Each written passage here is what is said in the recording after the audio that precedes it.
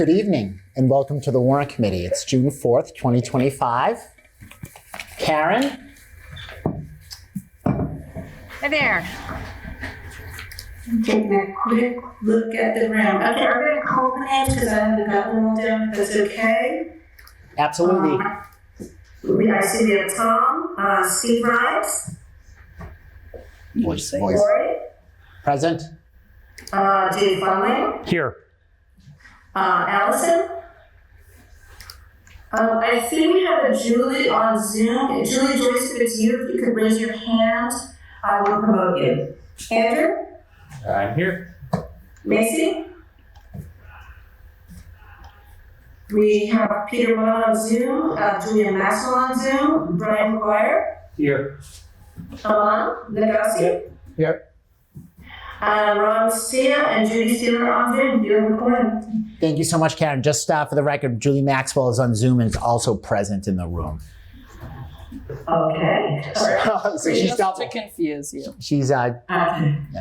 so welcome everybody. Thank you for being here on a Wednesday evening, continuing our Warrant Committee meetings for a special town meeting in a few weeks. So today we're going to have two people coming in, or two people are coming to speak. We have right now our town moderator, former Warrant Committee member Elizabeth Dillon. She's going to briefly address us just concerning next year and what that looks like. And soon after that, Nick Milano will be on Zoom for us to answer any hanging questions we may have or not be able to answer any of the questions may have or have answers for the questions. So, but he agreed to come on. So he'll be on Zoom in a little bit. He has some personal matters he has to attend to right now. So all that being said, Moderator Dillon, if you'd like to come up to the microphone. Welcome back to the Warrant Committee. Thank you. Good to see you. I've missed you. Thanks. So I just wanted to address everybody real quickly about the upcoming year. So we all did a great job this year in the Warrant Committee. And I wanted to address a couple of things. One of which is we've had a lot of people apply for the Warrant Committee. I don't know the amount of years that everybody's been on it, nor do I have everybody's application. So if everybody wouldn't mind, if you want to be on the Warrant Committee again, please let me know, send your application, or ask Lynn, has them all on file. You can just ask her. Let me know that you still want to do it, so that if you do, so that I can make sure that everybody's sort of accounted for in that process. And then also with respect to the Warrant Committee, I know that we had some really good goals this year to really be looking more into some of the budget, and then due to some things out of our control. A lot of which, a lot of our goals we were able to accomplish, but we weren't really as able to dig deep into some of those budgetary issues because other non-budgetary issues came up.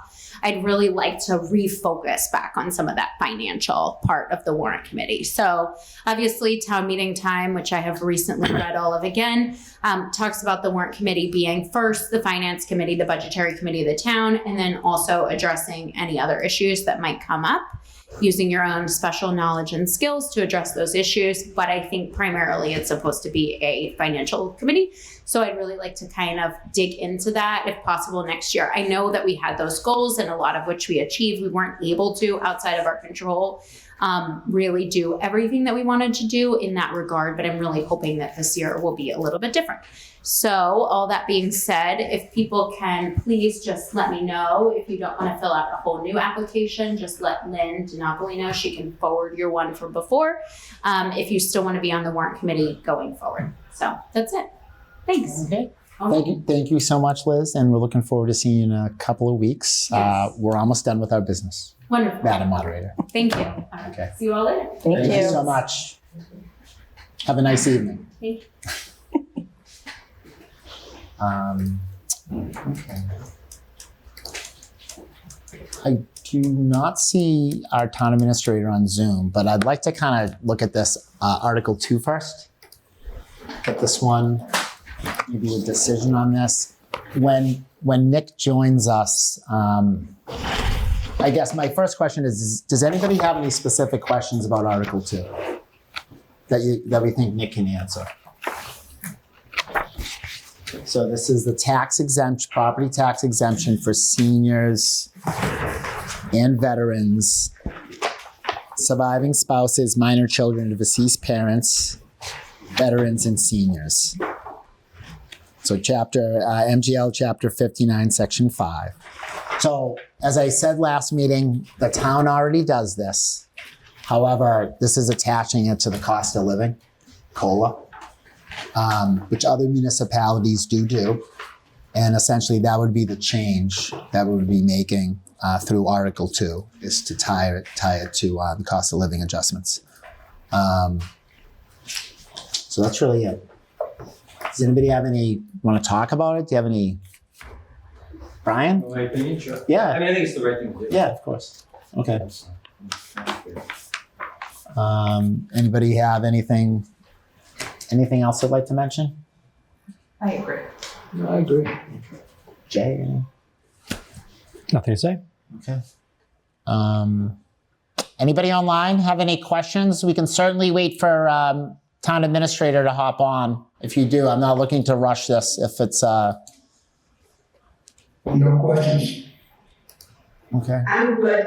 If anyone makes a motion, I'm ready. Ron, you good? Oh, I did have one question. Sure.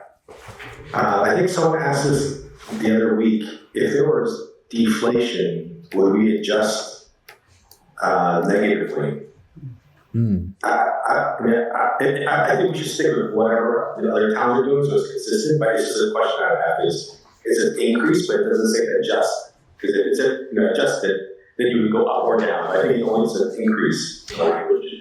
Yeah, I looked this up on the fly during the meeting a couple weeks ago, so take that for the expert opinion it is. But yeah, it did say increase by, and that you have the option to increase it by that amount.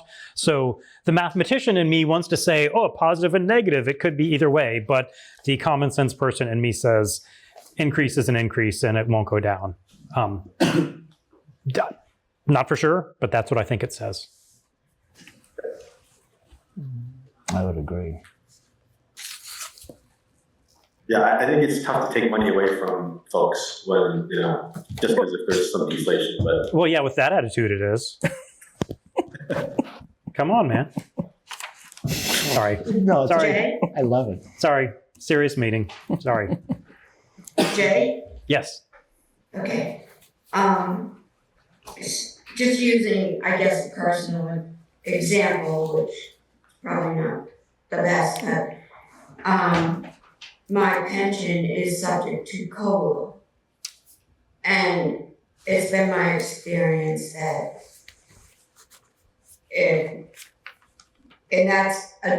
that's tied to some index. And it never goes down, but it could stay static. So pretend I got a 2% COLA increase last year and I'm due for another one in August. If there's deflation, I don't lose money, they don't take away 2%, but I don't get anything extra. It stays static until there is an increase. So it would seem to me this is similar. I don't know. I think in regards to what you said, increases only, so if the index went down 2%, what are they gonna do? Take 2% away from your, but this is a little bit different because you get tax relief, right? It isn't like you get a check. Correct, Judy. Is that it? Yeah, so sort of like if last year you got $100 tax relief and you got to pay $100 less and there was deflation. It seems to me like it would stay at $100. You would have no chance to get $105 for that tax year. But Nick would know. Okay.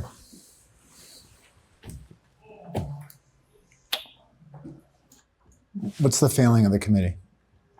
Vote. Want to vote? Yeah. Get a motion? Motion. I don't know. I move that we recommend the town adopt these 3 provisions as listed in the warrant Under Article 2. under Article 2. Second. Seconded by Julia. Thank you, Jay and Julia. Okay, we're going to have a vote. Karen, can you call the voting roll, please, as to Article 2, tax exemption? Sure. Thank you. Steve, Yes. Lori, Yes. Jenny, Yes. Julie Joyce, Yes. Andrew, Yes. Julia, Yes. Peter, Yes. Brian, Yes. Aman, Yes. Ron, Yes. Judy, yes, and Tom. Yes. Motion passes unanimously. Okay, thank you. Anyone want to do a quick comment? Anyone want to quick comment, comment. for the warrant on this one? I can do it, Tom. Oh, thank you, Ron, very much. I appreciate that. I definitely think this is a great thing that we're doing, since I know we recently voted, I think, at the ballot for like a 2.5% increase, and it seems to me this kind of like offsets in a way. We're kind of like balancing it out, you know, the exemption with the increases. No, it is. It is. I think that's like some of the other articles that we add on the annual. Same thing. Just try to give some relief to income challenged people, those on fixed incomes. But Ron, thanks very much. No pressure on it. If you could just send it along, I know Nick's been looking for them. So, and if you have any questions, I'd be available. But thank you. Okay, no problem. Thanks. Okay. Okay, I do not see Nick on here yet, but why don't we turn our pages? Oh, Nick is on. Oh, okay, Grace. Before we move on, I had one question which Sure. I was going to ask or propose before I knew moderator Dylan was here. Which is, I was wondering about when her seat would be appointed. And normally in a process on a board, you would self-identify sort of gaps in expertise. And as a committee, it'd be, I don't know how valuable it would be if we were to look at the skills gaps. I mean, we have an actuary, we have a couple of attorneys, we have someone operations, IT, pension background, et cetera, you name it. And I don't think anybody has particularly deep commercial real estate expertise. But I don't know if there are any other gaps that we wanted to identify to say that, hey, we propose that whatever candidates that replace anybody leaving and anybody missing would ideally might even supersede the precinct that they're in, to identify the right candidate with the skills gap that we as a committee think we needed. Yeah, I think I've spoken to Liz about this. We've just had general conversations since she's been appointed moderator, and we had these discussions about the current board and the skill sets and really the variety.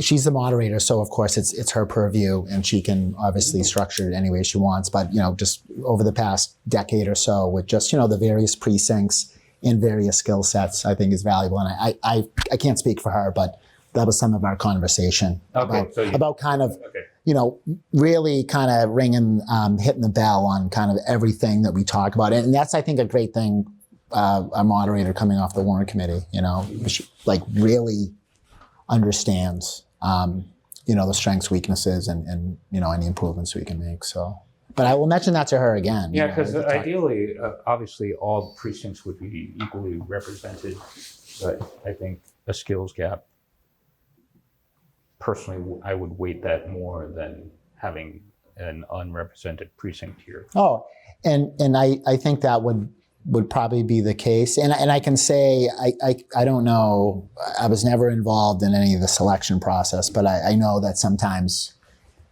sometimes they don't get applications from every precinct. And I think that might have been representative of this past year because I'm a 6, Liz is a 6. I think there might be someone else from, but you know what I mean? But thank you. No, I'm glad you're having that conversation already. Yeah, Liz was very proactive with calling me up, and so it was really nice. And the new terms start in July. I don't know if that was a question you were asking as well. No, but that's good to. Yeah, we have to get sworn in by like the first Monday or the second Monday, or I forget what the language of the bylaw, but That's why she hasn't been replaced yet. yeah. Precinct 6 will have a caucus. I think there was discussion about her resign. The issue is the clerk has to send notice, so there was just some procedural hurdles. Because I think that was on Liz's agenda, resigning the seat. But we'll probably address that next fall town meeting with the caucus, or maybe the special. I don't know if there's an election. I don't know. But usually in precinct 6, we've lost members in the past, and we have a caucus usually before the town meeting. Everyone who ran can show up, and you just literally the seated town meeting members vote for the replacement. It's not just the next person. Not warrant committee. Not warrant committee. Town meeting. And that's where you okay. Forget what I said. Strike it all. I conflated two things. Okay. Well, And ideally, I would think the select board would self-identify that also, but that's not what happens in practice. yeah. Okay. Well, we have Mr. Thank you, Andrew, for bringing that up. We have Mr. Milano here, and we have our MBTA articles 5 and 6, 10%, 25%, planning board citizens petition. So what I'm going to do is I know Nick is here for us, and I didn't know if anybody had any questions for him. And I know there were some questions concerning speaking to town council, I believe the provision if there was a no vote or a vote to send back, what happens. And I know there were a few other things that were raised here at our last couple of meetings. So Mr. Milano's here to answer some of these questions as best we can. Certainly, as the chair, I'm not pressuring anyone to vote tonight. We'll have a full discussion and we'll see where it leads us. And if it's a vote tonight, that's great. If not, we'll figure out when we're going to meet next, get that information and make our decisions. But I just wanted to make that clear to everybody. So anyone want to start? There's some questions I think that kind of cover both. Mr. Milano, can you hear us? I can, thank you. Happy to be here and happy to provide any answers that I can do. Okay. So, Nick, can you explain to us I think Mr. Mello was working, or he was looking at a few things concerning these articles. I think one was concerning certain votes that town meeting can cast, whether they're yes, no, or send back, and the ramifications of that on the zoning, given the deadline. Do you have any idea about that? And if we have an answer yet concerning that difference? Sure, I think there's two elements to be cognizant of. As an article that can be voted up, with a yes vote, it can be defeated with a no vote, or as we often is the case, like the town meeting could vote to refer it back. So those are, the options in front of town meeting members on the warrant committee in terms of how to approach these two articles. As has been discussed, whether at this town meeting or prior town meetings, there is a provision in the Zoning Act, which is Chapter 40A, in Section 5, that says that if a legislative body votes down or takes negative action on a zoning proposal, then it cannot return in the same form for 2 years. That is often why you'll see zoning articles referred back, because that does not constitute an unfavorable action or a negative vote. That actually defeated article could return without concern related to that 2-year ban. On the 2-year ban specifically, this is a question that has been brought up in terms of Article 6. Because, so just to take another step back, so Chapter 48, Section 5 says if something is not approved, it cannot return to the legislative body for consideration unless it is recommended by the planning board. So if the planning board were to recommend both Articles 5 and 6, they could be taken up and voted upon by the town meeting without any issues on that. What town council is doing additional research on, and has been in touch with the municipal law unit under the attorney general, is to just get a read and make an opinion as to whether the 2-year ban applies to Article 6, assuming it does not have a positive recommendation from the planning board. So that is an issue that is still being considered and looked at. It was a citizen's petition, so under the law, the citizen's petition automatically goes in the warrant. No real action for the select board to take or any other board to take to put that in the warrant, as it had the requisite number of signatures. Now the question turns to, it is in some ways similar, in other ways different from the 2023 warrant article that ultimately was voted negatively by the town. So that's where it leaves us. And, you know, those, I don't know if I took that in too many directions, Tom, but No. So big picture, yes, no, refer back. In terms of Article 6, assuming the planning board is not recommended, then it's a question for town council about the 2-year ban, and that is something that we're looking at. And I'll note that, you know, a lot of the geography is the same. Some of the geography is significantly different. Within the geography that is the same, a lot of the parameters have changed. So it's not like a truly, there are nuances to it that have to be looked at beyond just is the same area being zoned or not.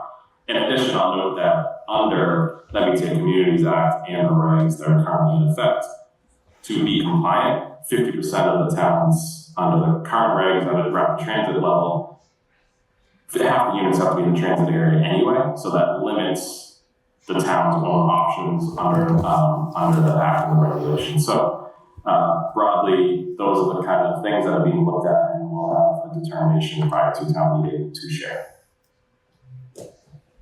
Julia.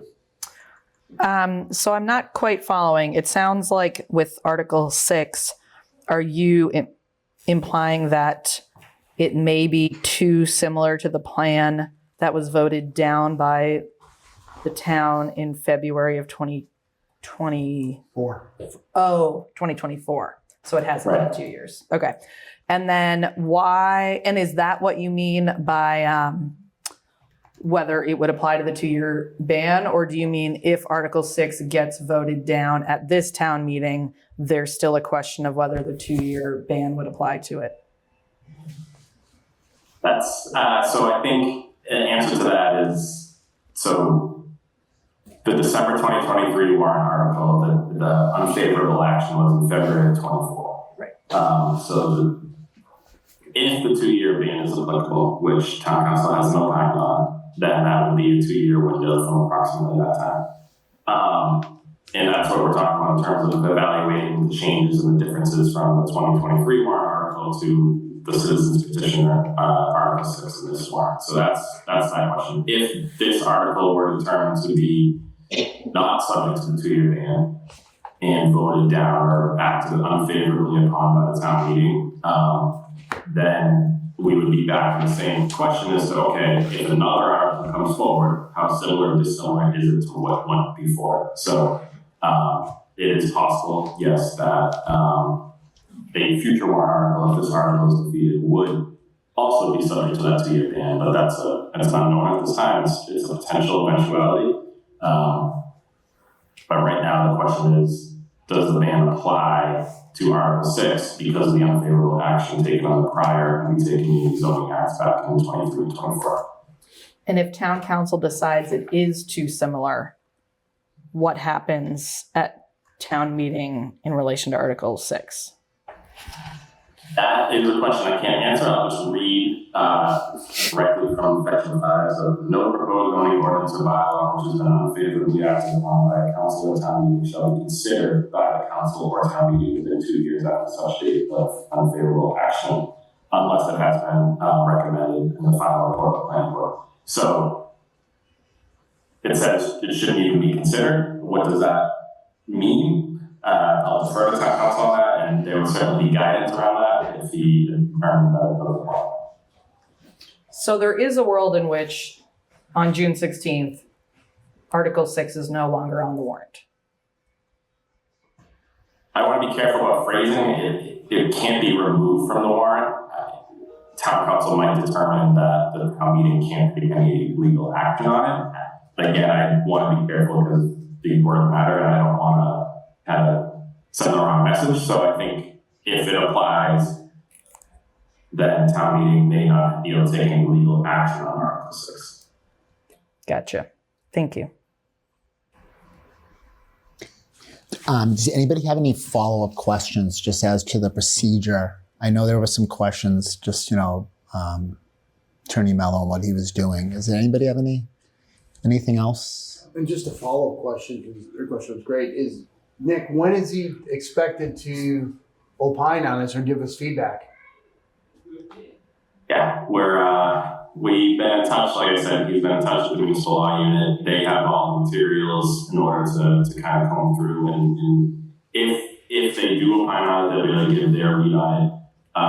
And he has materials. I went through and flagged kind of things that are the same, things that are different, to give him a background to do that work. So there has been a lot going on around the retail communities the last few weeks. So I'm hoping as soon as possible, but we're hopeful by at least a week out we'll be able to give some clear guidance on that. But it's still kind of in that progress. And the reason it's so kind of tricky is there just isn't a lot of case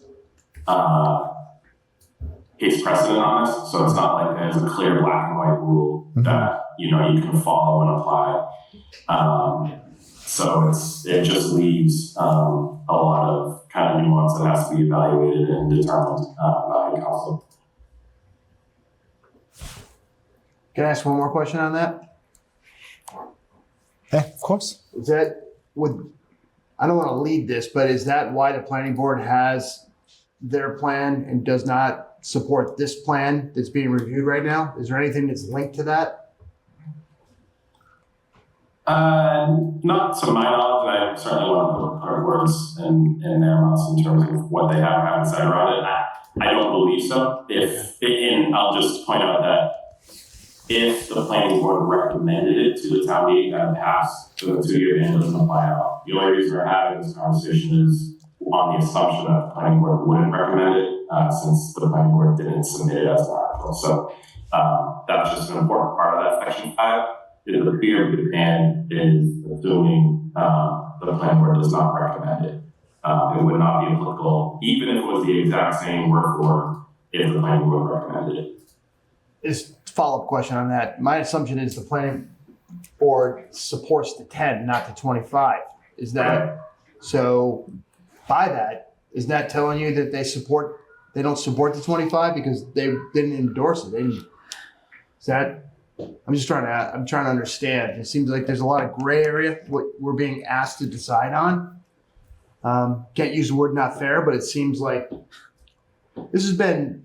I gotta be honest with you, we reviewed this on February 14, 2024. The town voted on this, and we're still dancing around on this. It's crazy.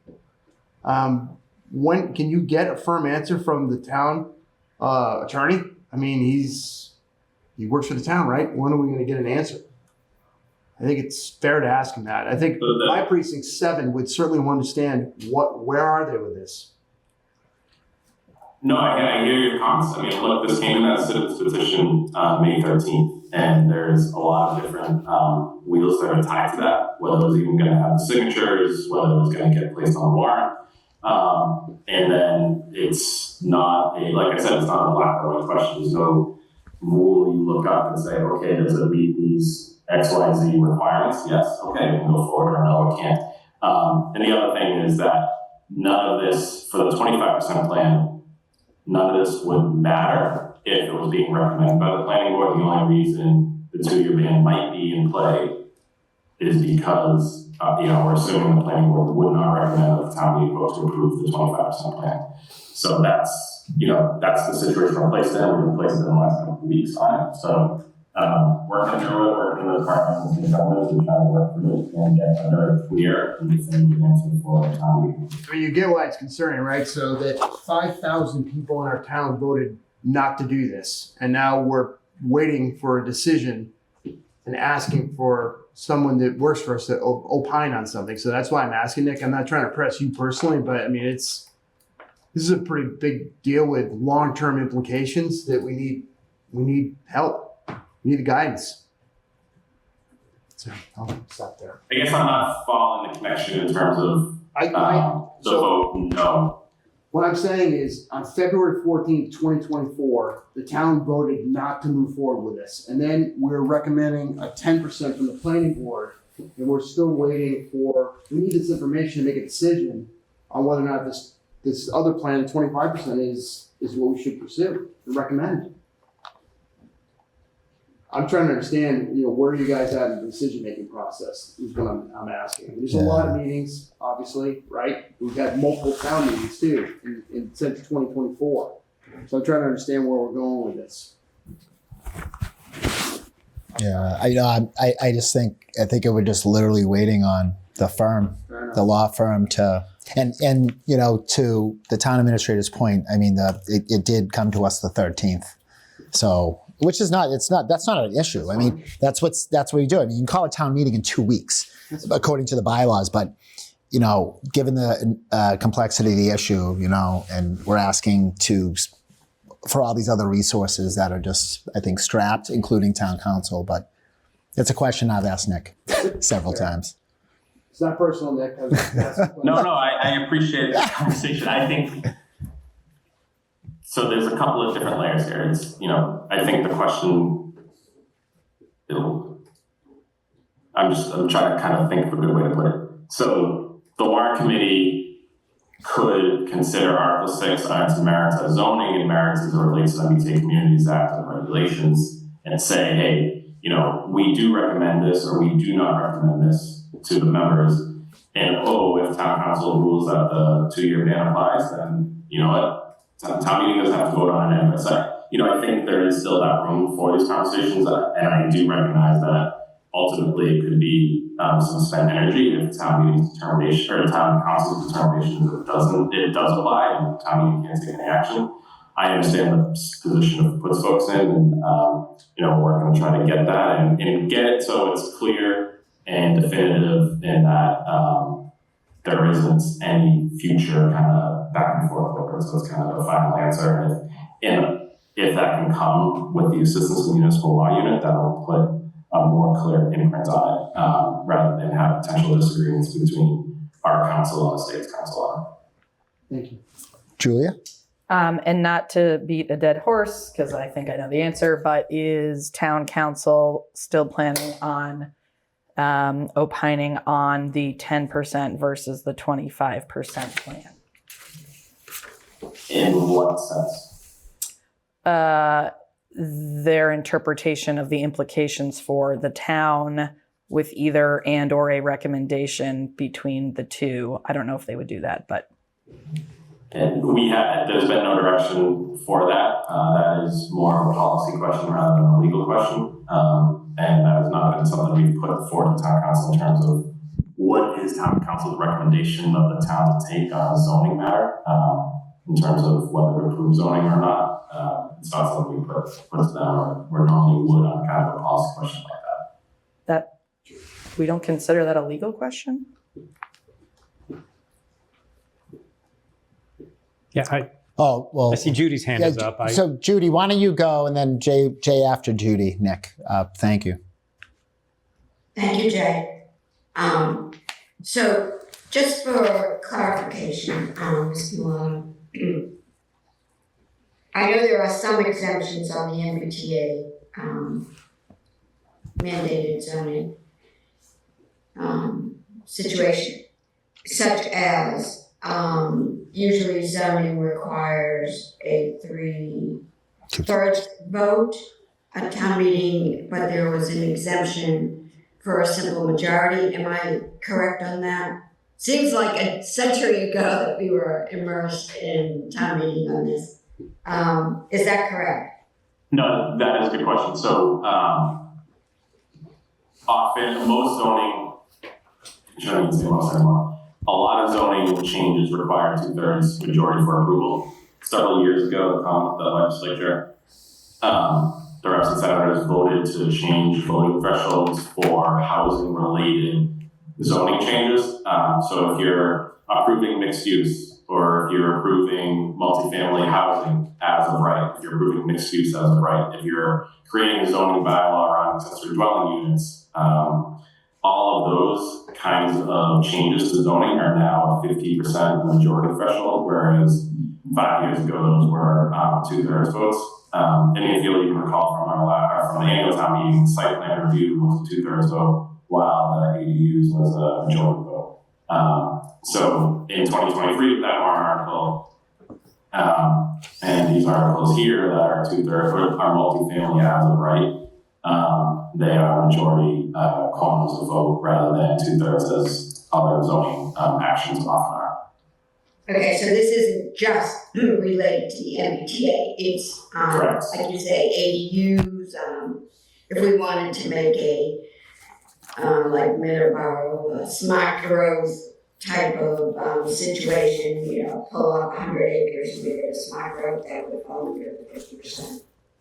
So Middleborough one is in the week. Middleborough, their article is their program community is going to do Chapter 3R district, which is a 48 or something. I don't know what threshold it takes to approve of Chapter 40R zoning district.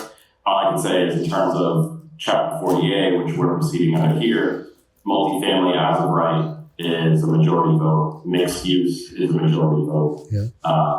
And there's several others that have been recently changed to majority, unrelated and preceding the MBTA Community Act. Okay, perfect. May I follow up with just another question quickly?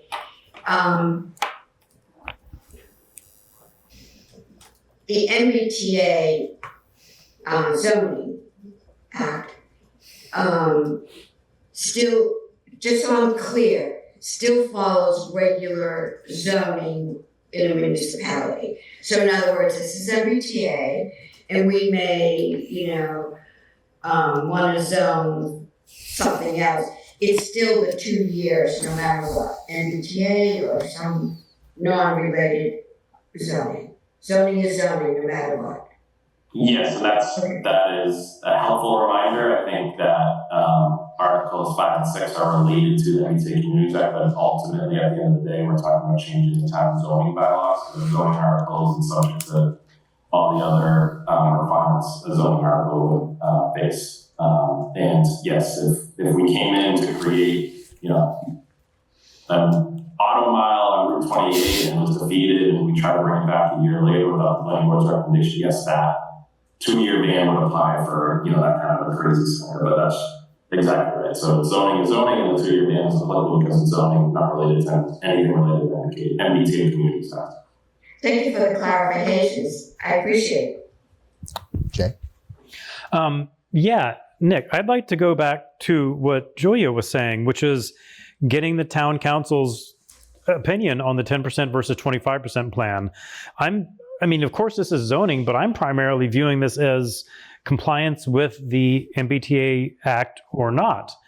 And whether or not the town is going to be in compliance with a state law or not, that seems to me to be exactly the town council's job and what we should be getting advice on. As a warrant committee member and as a town meeting member, I took an oath which said, among other things, I'll execute my duties in compliance with mass general laws. I want the town council to tell me which option complies with the law. For example, if the 10% plan complies with mass general law, that will affect my vote, definitely. If the 25% plan does not comply with the mass general law, that will affect my vote. So I was a little surprised to hear you say town council doesn't opine on what zoning we want. I don't feel like this is about what zoning I want. This is about compliance with the law or not. So I very much want town council's opinion on which, if either of these plans complies with the law. That is a narrower question. I can bring that back to the select board. It's not something we've asked town council at this point to prepare their opinion for. It sounds like it's a question he may get regardless of town meeting, but I can bring that back for discussion. Julia. Yeah, I'm kind of shocked to hear that. Like, I thought this whole time we were waiting on the edge of our seats for the legal counsel we pay to act in Milton's best interest to let us know their opinion on one of the, the most consequential zoning law that has happened in any of our lifetimes. To not issue an opinion on that feels kind of like a cop-out to me, just because this is a very divisive issue. And if we are all anticipating that he's going to have to weigh in on this at town meeting anyway, and we know how much criticism last minute things get at town meeting, why would we not have this opinion well ahead of time? So I'm just echoing what Jay said. I'm kind of shocked to hear that he is not planning on issuing, on opining on these two different zoning plans. So I'll just, if I could just add a couple of points that may be helpful, is that HLC has both, all the materials related to both articles that are going to town meeting. We expect to hear from them potentially with their take on both as to whether they would be compliant or not. And they're eventually the ultimate arbiter as to whether the town is compliant with the law or not. And I just want to be clear that it's not something we've requested of town council. I'm not saying it's something they would or wouldn't do or wouldn't, but it's not something that has been discussed in terms of giving an opinion as to, in the first place, which article would be compliant or which article should the town meeting vote on. So it sounds like you're really asking about part one. I just want to make sure we're clear. Is which town council's opinion as to which of the two articles would bring the town into compliance. I think that's one way to phrase it, sure. Okay. And yes, I think town council should be officially asked for that. Is there anyone who wouldn't be interested in? Here's where I am thoroughly confused now. If you were to have believed the citizens petitioner, Miss Friedman Hannah, and what Macy had stated the other day, which is essentially that only the 25% plan and only the 25% is currently legal because they have made a determination as to what categorization Milton is as a town, then by that logic, wouldn't the 10% plan be not legal? Certainly my interpretation, but I'm not an attorney. Okay.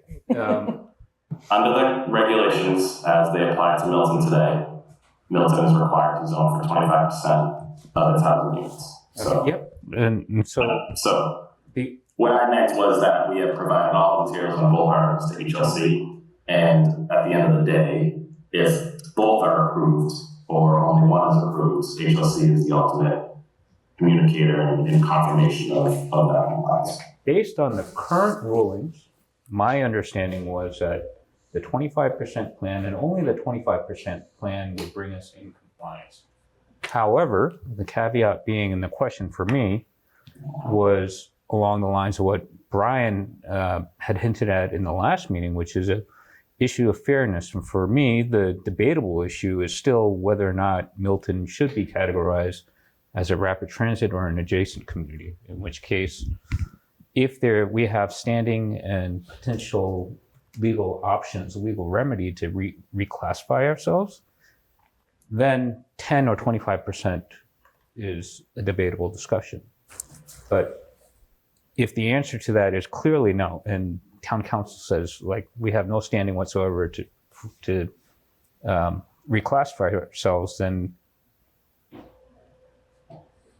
doesn't that mean 25% is the only option we should be considering, or am I missing something?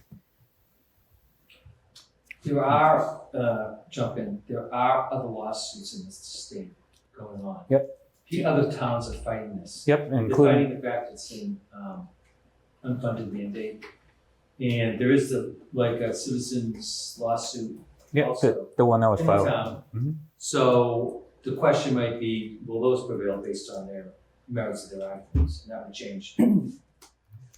And I supposedly we're supposed to get answers on some of them in June, but I don't know. That to me is what I would want town council to opine on, whether or not there's a legitimate, there's any legitimacy to those claims, or we have any legal remedies available to us. Otherwise, what are we asking them to opine on when we already know the answer? Okay, Lori, Julia? I agree, and I agree. There are so many lawsuits right now with a number of issues in the courts. Some may be decided next week. And yeah, 25% is what is currently stated in the law and the regulations as they exist today. And one of the issues in many of the lawsuits is the fact that the regulations that were promulgated were not promulgated per the Administrative Procedure Act, which is what the Supreme Judicial Court asked them to do. So they didn't follow that. They didn't do the economic feasibility analysis. We haven't seen anything. The small business analysis that they did is weak at best. You'd think by now they'd sue themselves already. Come on. Sorry. So what I would like, the reason I would like town council to weigh in is because the planning board is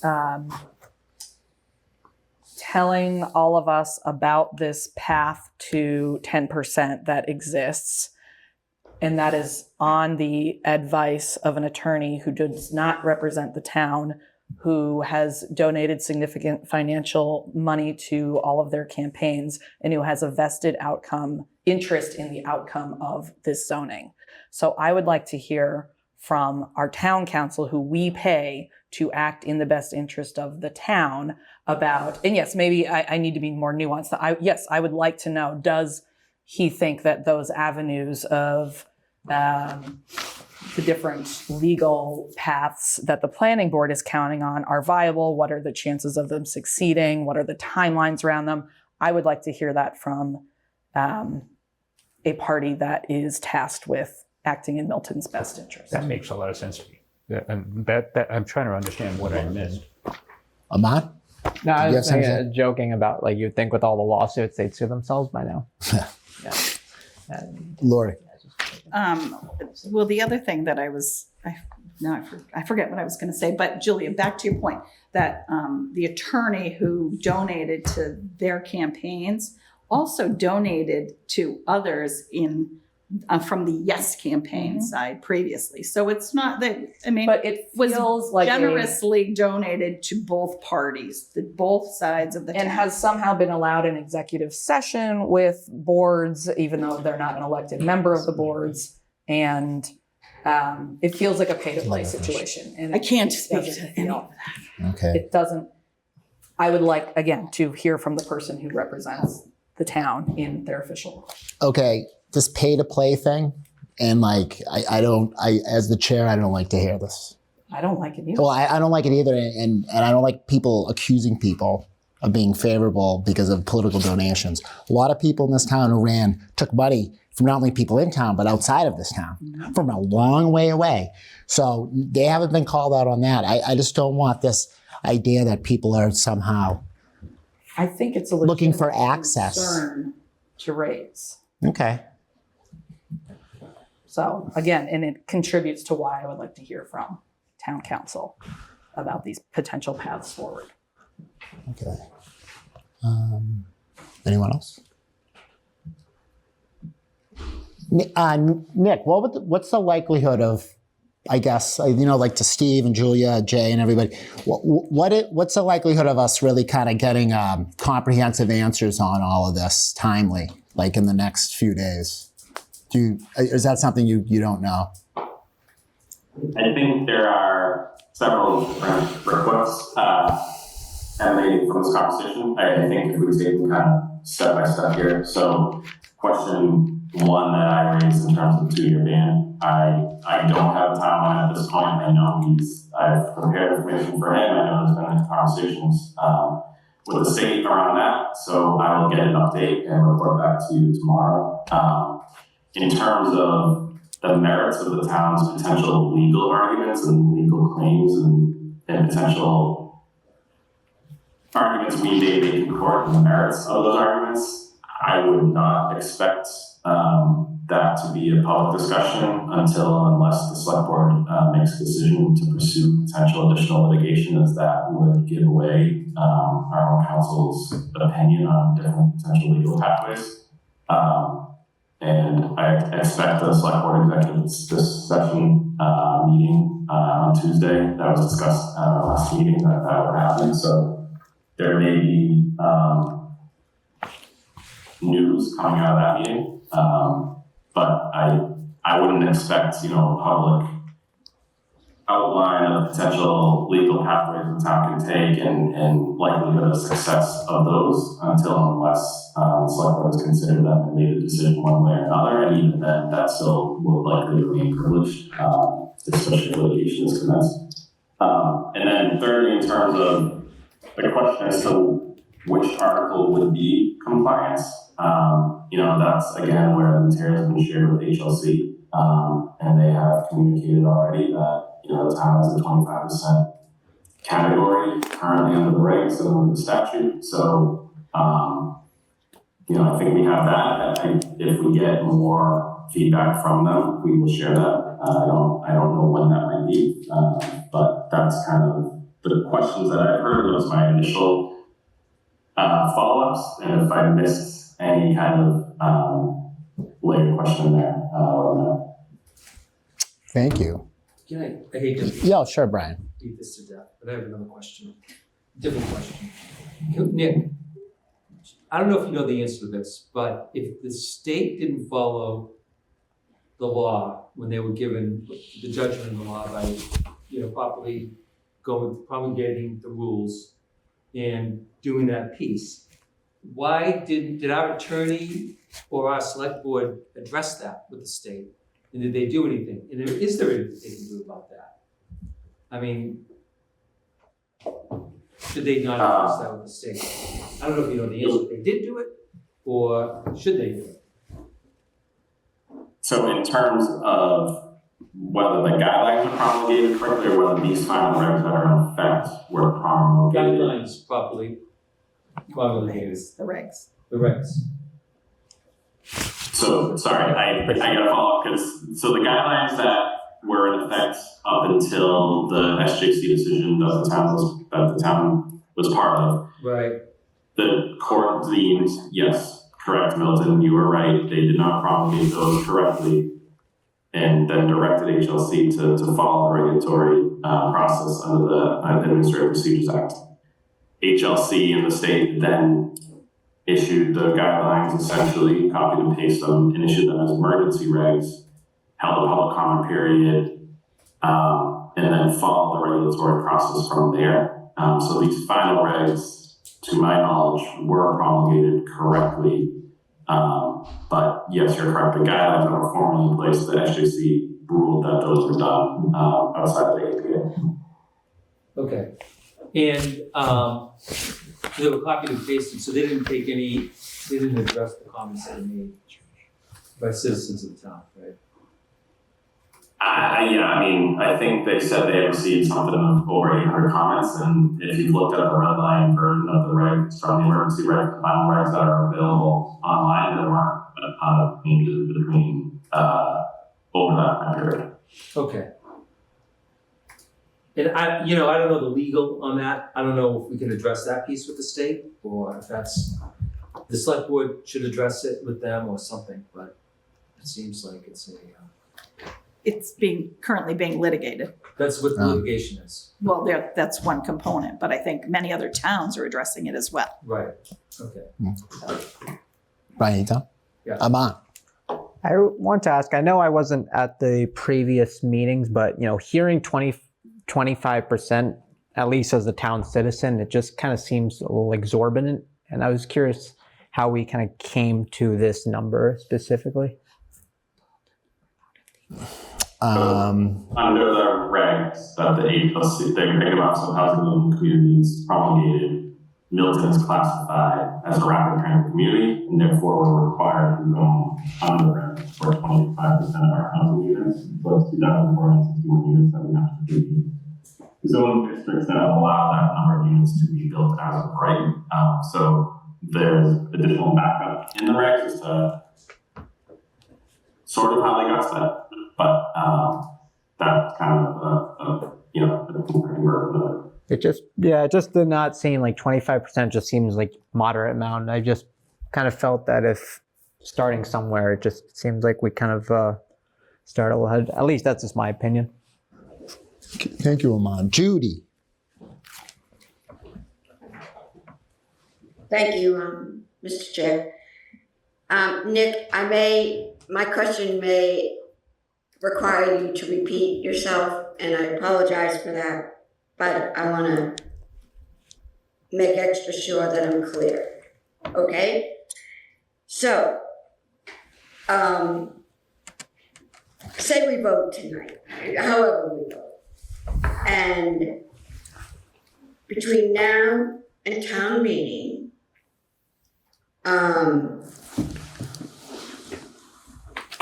legal says the 25% plan is too similar and can't be brought forth again at this time. Therefore, even though it's on the warrant and we voted one way or the other, but at that time on June 16th, when town meeting convenes, the legal requirements require that town meeting cannot vote on this because it didn't meet the timeline criteria. Is that correct? But again, I want to be careful in terms of wording and phrasing as to what the outcome of that would be. But so in that scenario, the 2-year ban is in effect because after close review, it's determined that it's too similar to the prior warrant article. And again, I'll just directly from the statute that no proposed zoning ordinance, which has been unfavorably acted upon by a town meeting, shall be considered by the town meeting within 2 years after the date of such unfavorable action. So what that turns into procedurally at town meeting, I can't give you a very clear answer at this moment, although if it were to be determined that the 2-year ban is in effect, town council will give that clear direction and the moderator would as well. But I don't want to misspeak or use the wrong turn of phrase, just because I don't know the answer. All I can do is quote from the statute at this time. So at this moment in time, it's a possible but not a exact. Is that how you would, because we don't know what the ruling will be on this 2-year and similarity.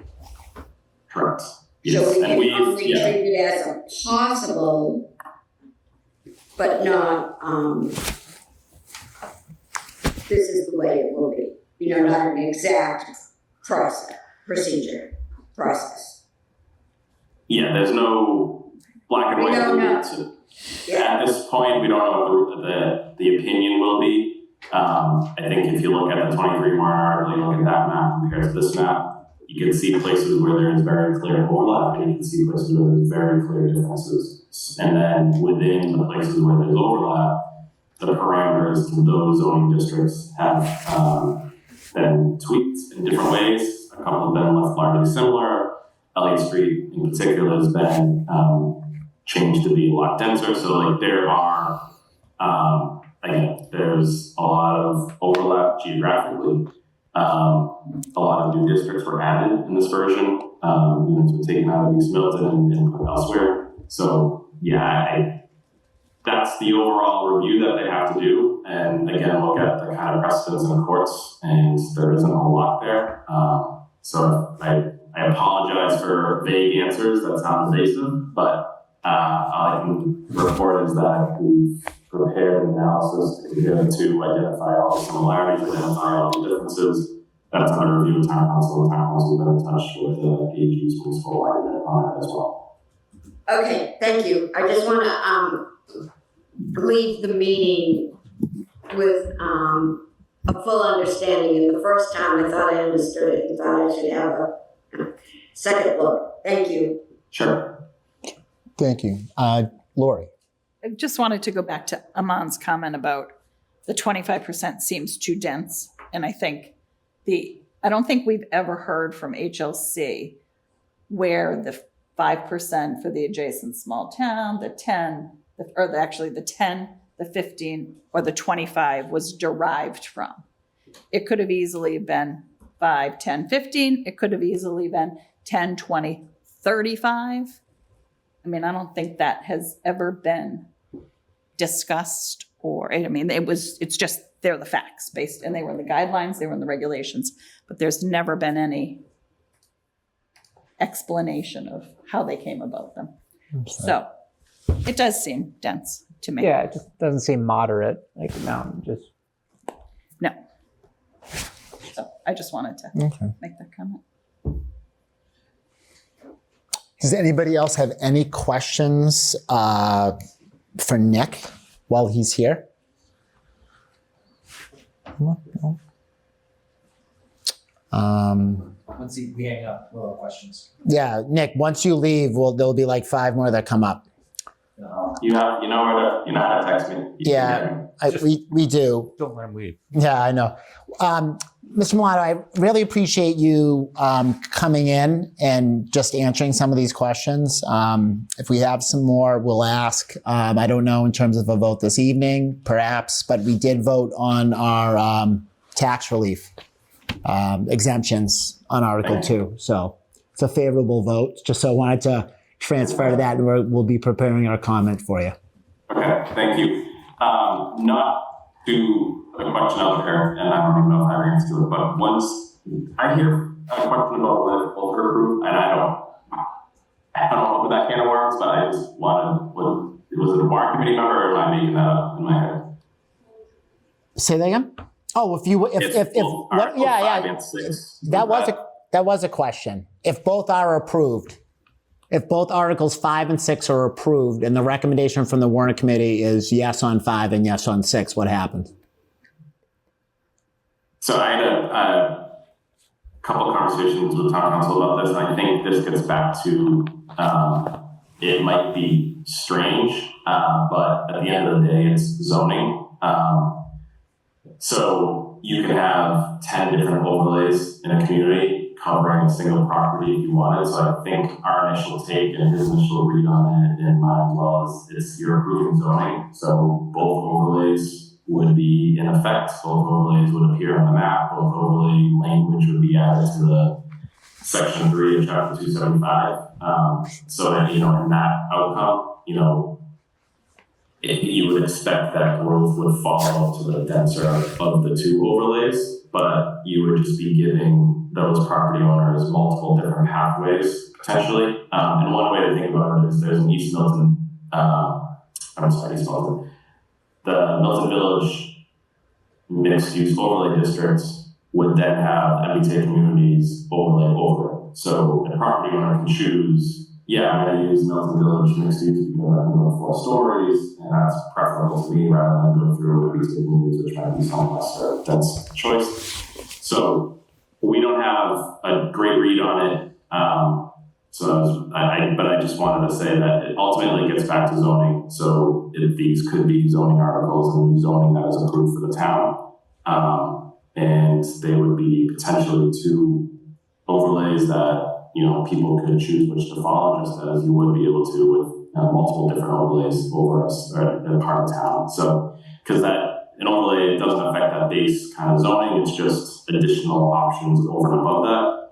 I don't know if I added confusion to everybody, but I just wanted to say it's something that we are, we're aware of as a question, and we've discussed in our awareness of just a potential talking point. Hey, Tom, I had a follow-up question. Absolutely, Ron. So, Mr. Milano, in that case, if the town meeting were to vote yes on both of the articles, then we would probably be over the 25% net new units, right? Because you have 25 in Article 6, and then there's some overlap, but the 10% plan it wasn't already all encapsulated into the 25.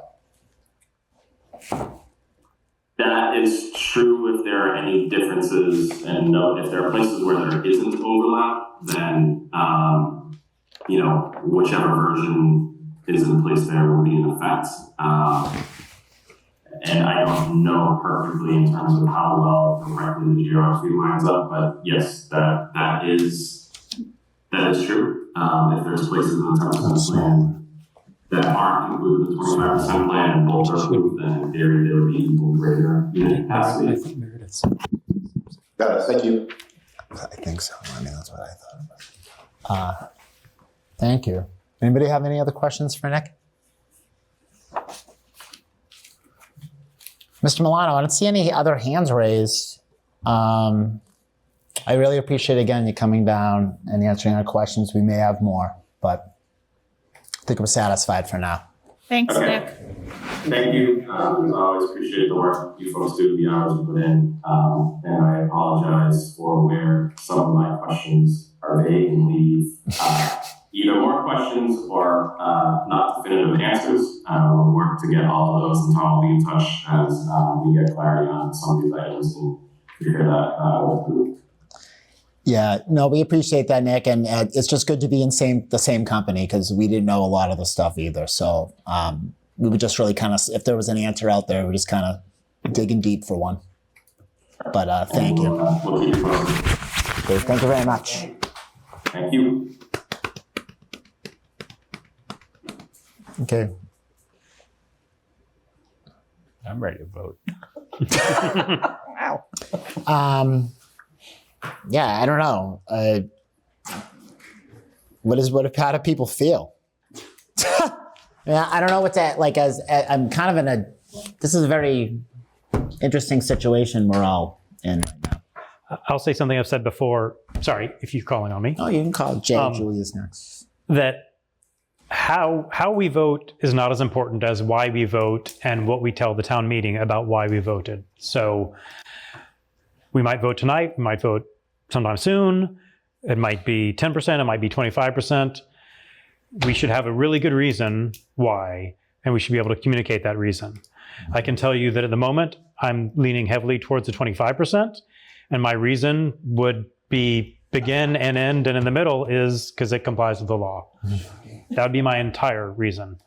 I know some people may feel differently, and if so, please clearly express why you feel the way you do. Okay, Julia's next.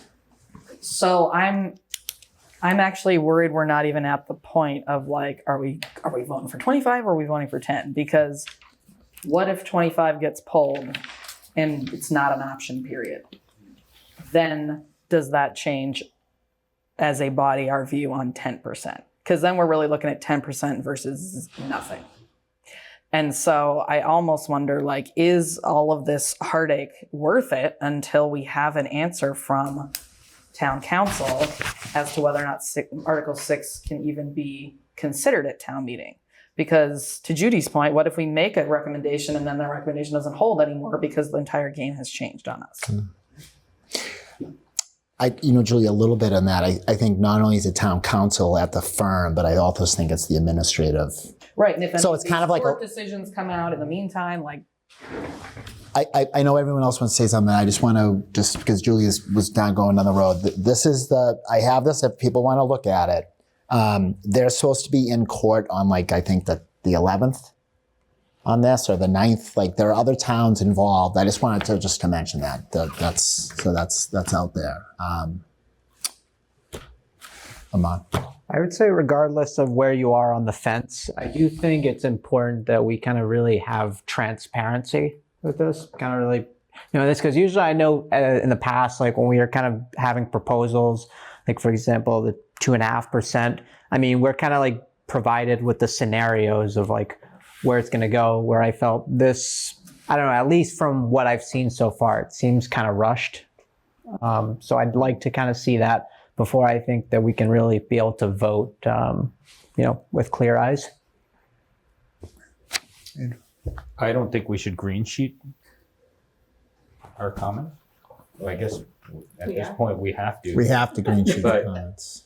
We got to wait till the last possible minute, or But that's like, this is the stuff that I lay in my bed at night and I think about, like, not the vote. I think about, like, what are we going to do? I think we can prepare a green sheet, a response, instead of making our comment on the floor, right? Or voting on the floor. Wait for whatever opinion happens. I'm actually at a point where I am ready to vote and articulate the reasoning behind it. Yeah. So that's well, Julia's good point is that my fear is we don't get the answer in time. That's what I've been like turning over in my head, especially after the last couple of meetings when all these questions are coming up and I'm asking the same things in advance and there are no answers. And even if we don't get the answer in time, town meeting has to vote on it, right? And we have Yes. to deliver an opinion. But unless they don't, because let's say I'm just looking at a calendar, June 13th, town council says, oh, no, Article 6 is not, you can't vote on it. Yeah, and if they pull it, then so too does the green sheet get pulled, right? I don't think it really stops us from voting on it in advance, being prepared to deliver an opinion, even if we have to change it at the last minute. Better that than to vote and articulate last minute. I just wonder if that's not being heard till the 11th. Yeah. Correct. I hear you. Like at some point we have the information we have and we have to do. I think Judy's. Yeah. And that's actually what I asked the town administrator this afternoon. Yeah, better prepared than not. Judy, I'm sorry. To everyone's comment, Julia, Andrew, and Amon. So I think this goes to you, Tom, though, this question. A scenario, we vote tonight, or tomorrow night, or the next night. Can we reopen the vote on whatever we voted on? However we voted. And even if we made a green sheet, can we reopen the vote as better explanations come to us about these articles? So, using my example, let's just say we vote yes on 25 tonight. Now, if we produce a green sheet for Nick, and now on the 13th or the 12th or whatever day all these decisions are made, should we, and can we, have some meetings where we're not like at the high school and we're in our own setting, set up so we could reopen the vote to have it reflect the information that we're now getting and produce another green sheet. So that's my question to you, Mr. Chair, I believe, after listening to the speakers just now, our committee members that have. Haven't we already reopened a vote before in the past? Yes, we have. I think if there's material information that would, I think would affect the vote of the members, and there was new information presented that was significant and substantial, then I think we would, I think this would meet that threshold. I would think it would. And to my point, and to my fellow committee members, do you think my idea, I guess you would call it, of having a regular meeting set up in a regular spot that can always be canceled, have that on board, so if in fact we did need to revisit an article to revote, we're not doing it, in the basement of the high school or at the table of a very busy auditorium. So thoughts on that from the chair and my fellow members? Yeah, that was going to be my original suggestion is like, what if as a group we decided, what's the last possible date we would consider issuing something? But I hear what you're saying, Judy, and I like that too. And maybe it's just we have a placeholder on June 12th. And if we need to use it, great, we do. And if we don't, then we've already done the work. And I'm just making this up. No, easy. I'll answer right now, like Julia, easy peasy. Totally do it. We've submitted a green sheet on the Monday of town meeting. So it can be done. But like I said, it's like a lot of this, a lot of the article stuff. It's just, we don't know. And if the committee, if I sense wants to do that for the 12th, I'm happy to do it, but that's the drop dead date. We can't wait. Okay. And what I certainly, just like to Judy's point, imagine coming in Monday downstairs and trying to like figure that out at the piano. Like, I don't want to do that. I really don't. I have to stand up and explain all this. And I know, I'll tell you, I can think on my feet, but I can't put this whole thing together on the fly. And I want town meeting to have a chance to review whatever our comment ends up being. I don't know. I could say, but as the chair, I want everything. I want the votes tonight. I want the comments written. And I'm happy to do it the way Judy's suggesting. Discuss tonight with the information we have and be ready to pivot if we need to on the 12th. I'm happy to do that too. I like what Andrew was suggesting. I think we vote, whether it's tonight if we're ready, whether it's the next meeting if we're ready. I think we have 2 articles on the warrant. I think we vote with the information we have, which is substantial.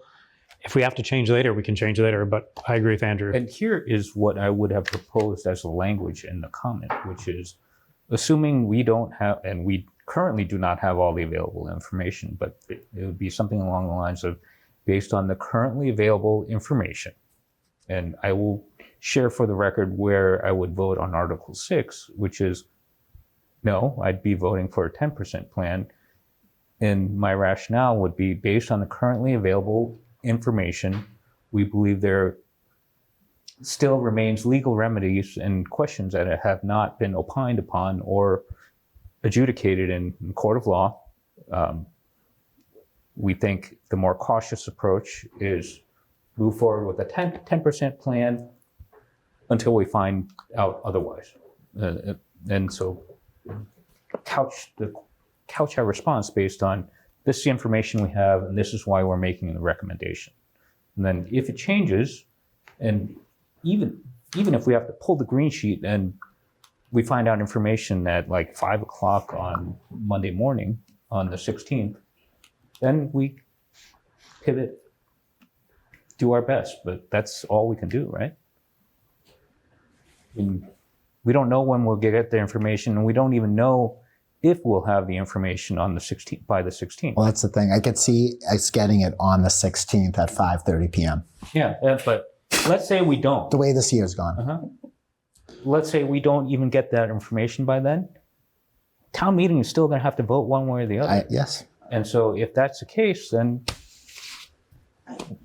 I agree with your original point, dude. And it frustrates me that our attorney is not giving an opinion on this. I hate using this word, fair, but this is getting jammed on the Warrant Committee to do this, right? The select board hasn't rendered a decision on this yet, right? They've got a town hall meeting coming up, right? Mhm. That's in the next week. They've got that case that's pending. We've got all this stuff going on. Then we've got 5,000 Miltonians who voted no on this. And we're gonna opine on something that we don't even know if is, like you were saying earlier, is we can even do it because it's blocked for 2 years. That's really hard. I mean, I'm just, No, I I'm trying to understand. think this all through because I'm like, really? I mean, come on, team, help us out here. We're trying to do the right thing for You sound like me in my basement every night. I mean, That's all I'm thinking. it goes Yeah, back mine. to it goes back to the transparency thing that I'm talking about, where it's just that if you're kind of jamming it, I mean, if you're kind of forcing the vote, it's kind of hard to see it how it's in good faith. No, I don't think it's a lack of transparency. It is a lack of forethought on timing, right? Mhm. Yes, the matter got dropped, the citizen petition got dropped late in May, but that did not preclude them from foreseeing the fact that this may be an issue and seek an opinion from HLC or town council doing its research and opining on it. And so that, I think we have a legitimate gripe. But at the end of the day, I think that if for some reason Article 6 is subject to the ban, right? It doesn't matter whether we deliver an opinion on it or not. My operating assumption is that they can't vote or act on it because it is subject to it. And so, But that to me changes my whole personal calculus, and I am a town meeting member, of the 10% plan. If the 25% plan isn't an option, that completely changes my thinking on a 10% plan. So it's like a whole new ballgame. and at that point, we would pivot on the spot and say our opinion has changed. Can I ask you, Julie, a question? So in terms of like the favorability, so would it be your intention to obviously vote for the 10% as if 25 is not in the game? And I'm kind of putting you on the spot. That's fine. But because I'm wondering, is that like, and this is just for me to help me, is that are you thinking that as an affirmative step towards compliance or affirmative step towards something? Is that why? That's what I would need to decide. Okay. And I wouldn't say I've decided yet. No, and But it's a whole different, like I said, it's a whole different calculus for me. Sure. But you wouldn't vote yes to both, right? Because Ron brought up a really good point that we would inadvertently be approving potentially more than 25%. Well, I mean, I could be open to some sort of comment. We've done this previously, like, you know, Warrant Committee recommends, and trust me, I don't think it's going to happen, but, you know, recommends a 25% plan. But in the event that this is not longer an option for town meeting to vote on, or for whatever reason, then we would recommend the 10%. Like, I'm open to some sort of contingent language in the comments, but I know I'm in the minority here, so I think that's I was thinking about a combined comment, actually. yes, right, right. Or just, I mean, I can't even remember the ones we've had in the past, but like the articles were contingent on each other. So we said, like, assuming this passes, then yes. A couple of years ago, we had those, remember? Yeah, landscape, that was I all. wasn't around for. I would rather, It was all like you have to approve. It was this. It was Article 1 and Article 2. I would rather not for 25. put contingent language in the green sheet. And only because I don't want to confuse. I agree. I would rather meet again Mhm. and have a new comment if things change that drastically than try to address it all in one. But Tom Sphere is at 5:30. Say that again. The Tom Sphere is that they're going to drop a bomb on us at like 5:30 that day. Oh, it's happened. Because that's never happened before, right? Yeah, like I'm sincere when I say like the vote is important, but I'm all about the procedure, and that's what I kind of feel like it's going to happen because we're waiting for a state agency to move, right? And there's a deadline. They know there's a deadline expected Monday morning because that's when it's due, not before. So what From experience. what's the drop dead time for producing the green sheet? I would have to get this thing to Nick by 8 a.m. on Monday morning. So if they drop at 5:30, we're just huddling around the piano and so there's nothing we can do about that. How's that? There's nothing we can do. No, there is nothing we can do about it. So we can't print like teal sheets or pink sheets. Is there? No, But we could meet at like 5:30 that night. Yeah, instead of- and we could- a little more time for discussion. Yeah, that's all right. We could pound it out. I'm just delivering the comments orally. Well, From it takes a lot to stand up in front of everybody and deliver a good message, and right, which you've done. So, I mean, you want to be prepared, right? Because when you, You know what? Like really, it's very selfish. Okay, Well- this is all selfish. No, let's. Not Is preparing 2 sets and throwing it up on a screen an option? Yeah, I mean, we could certainly. I'm sure we would post it to the website. It could be done like very quickly, and we could share it with the body. And Lori. Peter has. Oh, Peter. Through Lori. you're on mute, Peter. Hi there. Hi, Peter. I think that waiting a bit until we have more information makes sense. I mean, we can have a vote tonight, and I think we probably know which direction that go. But I can't bring myself to vote on something that it's like voting on what's the weather going to be like on the 16th. Sunny, cloudy, rainy. I mean, we really don't have a good idea of where we're going to be.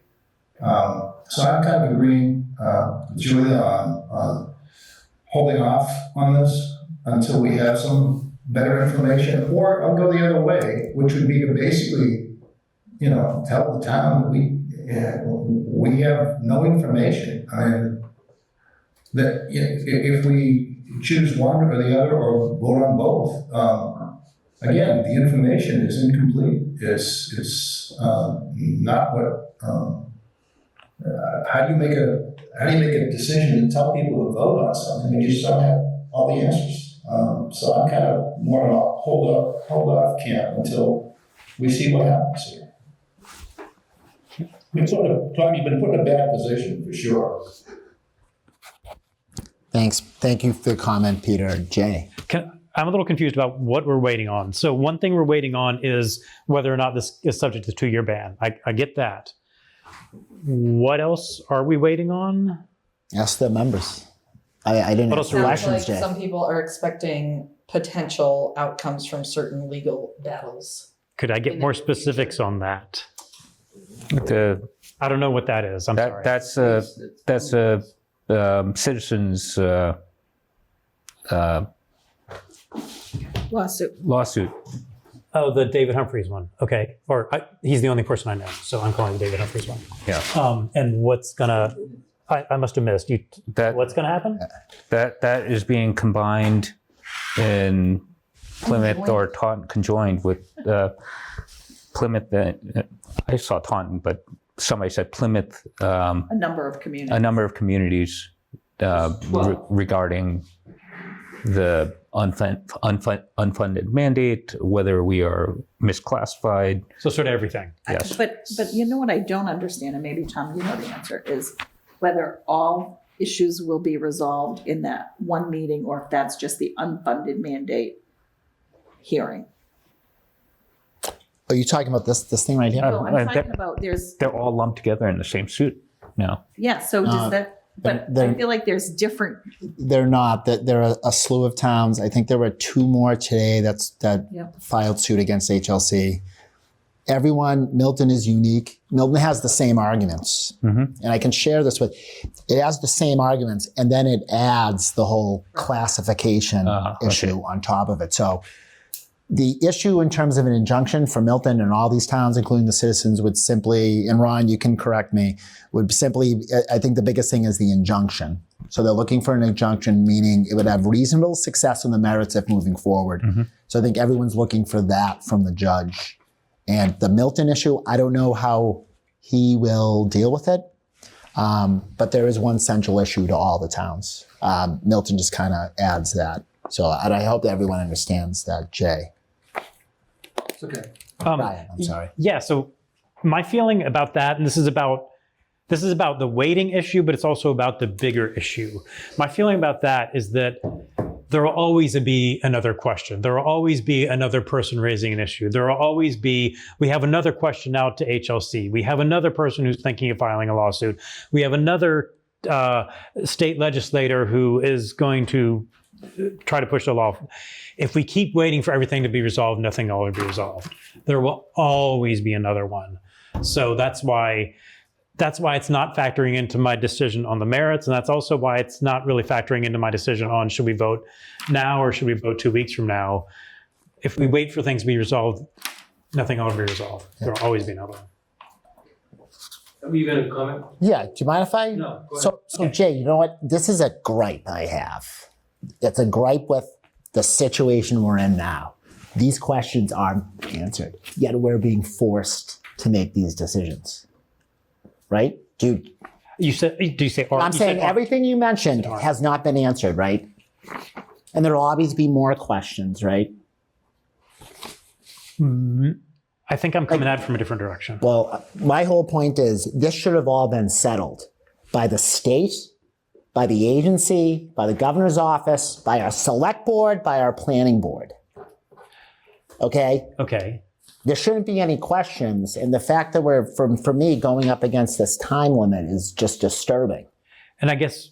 So like I'm just making a comment on what you had to say. It's like, there are questions, and it's a shame that there are this many questions at this point up against the 11th hour. So it's just a comment. I'm not just saying like, this stuff should all be vetted. But I'd like to respond. Sure. What I was trying to say was you can always, no matter what's resolved, you can always have some prominent citizen say, well, I wrote another letter to HLC and they haven't gotten back to me. And then HLC responds. And someone else says, some other board in town says, well, I wrote another letter to HLC and they haven't gotten back to me. And that's what I'm saying can go on forever. Sure. Even whether Sure, but whether there are real questions or not. Yeah, and I'm just kind of complaining to the air, just about what I'm concerned about. Brian, Julia, and I've got a really simple Brian's question been after. I hijacked him, Brian. So this is Tom, you might know the answer to this, but like sometimes it's not right. You don't need to make a difficult decision. You don't make a difficult decision until you have to make it. And do we know if these suits are going to be decided on this month? Because we have until July, is it 13th with the 14th. I think to make a decision. I think what's going to be decided on is there an injunction? Will the judge say the state time out? Right. Okay, until we flush out this unfunded mandate issue, and Milton, your other thing that you're doing too with the category. So I think what would be decided by next week, I would trust, because this judge has had it now for months. Is there going to be an injunction? Does the judge believe that this unfunded mandate has a reasonable success on the merits? And you'll hear different things. So, and I think that's the key for me as an attorney. If they say no injunction, I think it's going to be an uphill battle for the unfunded mandate. absolutely. So why not? I hate to say this, but push off the town meeting for like 2 weeks until we have a better answer. I think Because we don't have enough information. And why would we all make a vote on this if we make a decision without having all the facts? We don't have all the facts. I second that. I think some elected people have raised that issue where but we're up against the state thing. We're up against the state's deadline. I get that. So I that's am saying, so squeeze it in, like we'll come back July 2nd or something and try to come up with an answer and have a town meeting on the 10th. I don't know. no, I understand. It's like, I don't know. But I am not upset about the decision we have to make. I'm upset about the way in which we have to make it, frankly. I mean, theoretically, the town could vote for the 25%, and even people that voted yes for it last time, most of them didn't think we should be considered rapid everything. A lot of them didn't, but some do, but some don't. And most of the town's going to be unhappy if the whole rug gets pulled out from under us, and we find out we're not really didn't have to because this courts are agreeing with us. And it seems like we're kind of like, why would I wait? Yeah. Julia. Don't forget Ron. Oh, Ron, you're in there. I'm sorry. I'm talking myself too much. So you are saying, as I think the only attorney here tonight, on the 11th, this is being heard, and you expect there will be some clear cut, like either there's an injunction or there's not. I'm reading the tea leaves, okay, and I don't swim in that water down in Plymouth, but the judges had this. I can say that this justice is cognizant of the town meeting schedule and the importance of rendering a decision. So if I'm a lawyer there, I'm telling my client, we're going to hear on this date. We're going to hear on this date. If we get the injunction, okay, then it's time to work. But if we don't, we're going to have to reassess. That would be my advice as the attorney, because the injunction's issued because it's so important and has to stop. So that's the because only.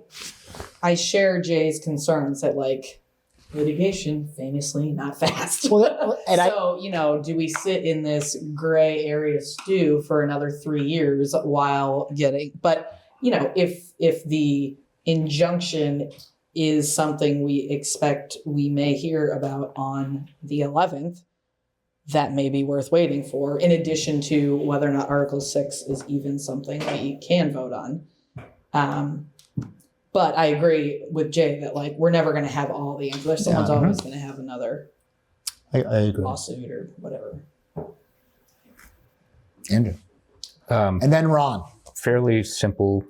Do we have any meetings planned between now and right now? I was hoping that this would be our last meeting. Okay. And I have not yet scheduled anything. Nope. All I need is 48 hours notice, Yep. and Karen can schedule us. My inclination would be to vote on the best available information we have now. Second. Because we have an opportunity to rescind that and revisit it anytime between now and town meeting, right? We're going to have to meet again. If we don't vote on today, we will definitely have to meet before town meeting, right? We may get new information, we may not before town meeting. Why not vote now, put a meeting on the books for the day before or whenever we can do day of, and cancel it if we need to. And because we don't know what we're going to know, what new information we're going to have. We're either going to have to vote on the information we have tonight because nothing else comes up between now and then, or something's going to change, in which case we're going to recast our vote anyway.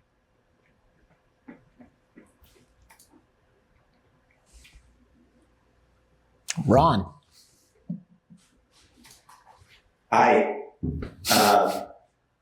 Everyone's made some really good points, and for me, and I'm some of the lawyer, Julia, so part-time lawyer, but in-house. So for me, I think a law that's on the books is binding and enforceable until you're told that it's not, and that could be the injunction decision out of Plymouth that Tom was talking about. So I think if we were to vote now, that's how I would look at it. That law is on the books. People have raised arguments, and without going to the merits, who knows where everyone can raise arguments all the time. You can file lawsuits and get a complaint filed pretty easily. But I do think, if we were to vote now, I would look at it as this law is enforced. It's been, adjudicated, and I think we kind of have heard from the courts. There is pending litigation, and if we wanted to wait, which I think I could be okay with that too, then I would wait till the last minute we can, and then if nothing comes in, just treat it as it's a binding law, which is right now today. So that's just my thought. The law is the law, and if you value following the law, then I think I would hope that we would take that into consideration, and then if you prefer to wait and give the injunction a chance to come through somehow before our clock runs out, then that's another option. Sorry about that. Tom? Judy, then Lori. Allison is trying to get promoted. Could you ask Karen? You just did. Sure, I'll promote her again. Allison, you need to accept it when I try to promote you to a panelist. I'll do it right now. Thank you. She sent out an SOS. So. Okay, she has accepted it. You should see her in a minute. Thank you, Karen.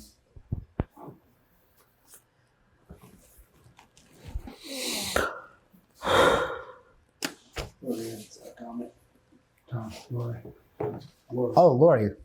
I don't remember what I was going to say. I hate it when that happens. Seriously, I'm so concerned about everything else. No, I know what I was going to say. It would come back to me. I think we have to think about writing the comment. So Well, yeah. I kind of think that we should vote and then write the comments as they are, because then we'll at least have a framework for the comments if and when they change. Because like we've got thoughts down, I mean, for anybody who's writing the comment. Better now than last minute. I mean, you've got something to work from. I don't know. That's just from someone who's written a lot of comments in the past.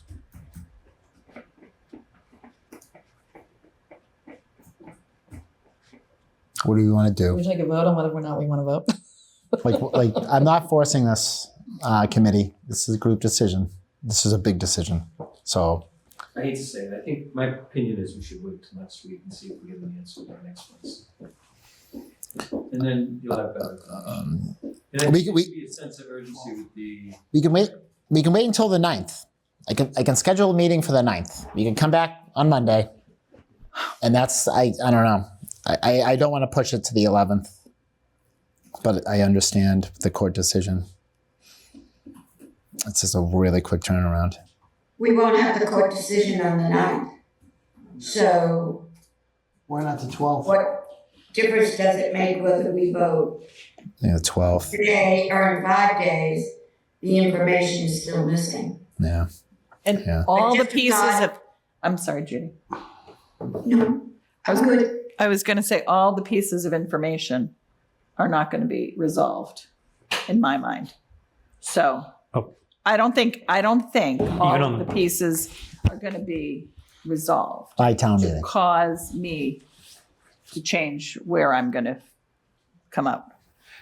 Yeah, I was wondering. I think I'm in sync with you. No matter what happens with, like, if there's a injunction, then that is positive for the town that things are going to change. If there's not, then I think the people who are suing will still say, well, that was on the unfunded mandate. That was not on the is Milton a rapid transit. So that's still a question. I don't know. And Jay, good point. That I don't know if that gets us. I don't know if that's going to say if they say no unfunded mandate, but hey, we have the rapid transit. I don't know if that's going to be subject to an injunction. You know, I don't know how that would work. I would assume, Ron, the same way. I think we're asking for an injunction on all the issues. Okay, because of the timing. Yeah, just because of the timing. But then again, here's the litigation issue. That's an extra issue raised to the judge. Now the judge has to, he could say injunction as to this, and now this is a whole separate issue I have to address, or I'm going to wait for you, Milton. Okay. I'll rule on everybody else, and you'll get your decision later. Is that at all what you were saying, Lori? Or will you still have open questions? Well, I mean, I think the issue of the rapid transit classification is still open in my mind. I do think it's too dense. I think it's too much. I think the planning board pulled it because it was too much. After they worked on it, they said, yeah, this is crazy. And we still have an issue with it. Senator Driscoll has come to town meeting. He's talking to HLC. He's talking to the Senate. We saw the presentation. I'm assuming everybody watched it. whether we agree or we don't agree. It's out there, and there's still a decision to be made at the Senate. It might not pass. We don't know. But if it does, and we voted for 25%, I will be very angry. Just saying. Okay. I think it comes back to, I made this comment a couple of meetings ago, and Ron just sort of made the same point, which is there's what we wish the law was, and there's what the law is. Correct. And so I'm focused on what the law is. I'm looking at it very differently, which is if we vote tonight, we may or may not have to vote again to change it, meet again to change it. If we do not vote tonight, we will most assuredly, we're guaranteed that we're going to have to meet again. So my point is, what is the harm in voting tonight and then meeting next time if we have to, between now and town meeting to change that vote? Unless people don't want to show their cards now, which is okay also. I'm just not, I stated for the record what my opinion is, so. Now, what's interesting for me, thanks Andrew, is the unfunded mandate piece. Because if the town has the chance to get money, you know, and do 25%, that's great. Yeah. Right? So as in a financial realm, that's a concern that I have. And are we harmed in some way if we pass a 25% plan and then it was deemed to be an unfunded mandate? That's what I haven't understood. I don't know. We're definitely harmed if we pass 25% and we are reclassified. Yeah, that's true. So I don't really know. Like, that's just another question in my mind, that we would leave money on the table. Logic would not dictate. I think common sense would say no, that we could go back, but I don't know. And we're really harmed if we pass both the 10 and 25. The double overlay? Yeah, because we could, as Ron pointed out, we could inadvertently be approving more than 25%. And some genies just cannot be put back in the bottle. We may get lucky, but. Could also, I mean, we're just making our recommendations. It's town meeting that's voting. Correct. It's hard for me because I'm not at the table, so I'll just jump in. Thank you for understanding. I would be comfortable voting tonight as long as there was general agreement that should information come forth, like say from town council, not even the courts, I would be comfortable doing it tonight, knowing that we would be mostly in agreement, that we would come back in and re-vote with having received additional information that could possibly change how people vote. That's my comment. Thank you. Allison. I think, if there's any additional information, I think that would be useful. I look at it from a position of you are not going to go back and change it after you vote the 25% in. I mean, that's just a given. I don't care how you slice or dice it. It's not an easy task to do. I mean, look at how difficult it is to change anything in this town, the turf, anything, without having a few people or the need to have to campaign or whatever it may be. So I think if you're going to do it, you have to do it right from the beginning. So I would not be comfortable putting the most amount. I mean, no matter how you think about it, it's not worked for anybody. Nobody's been happy to put the 25% in any of their neighborhoods. So, I mean, that's just a given that you're trying to put a square peg in a round hole. It's not been an easy task.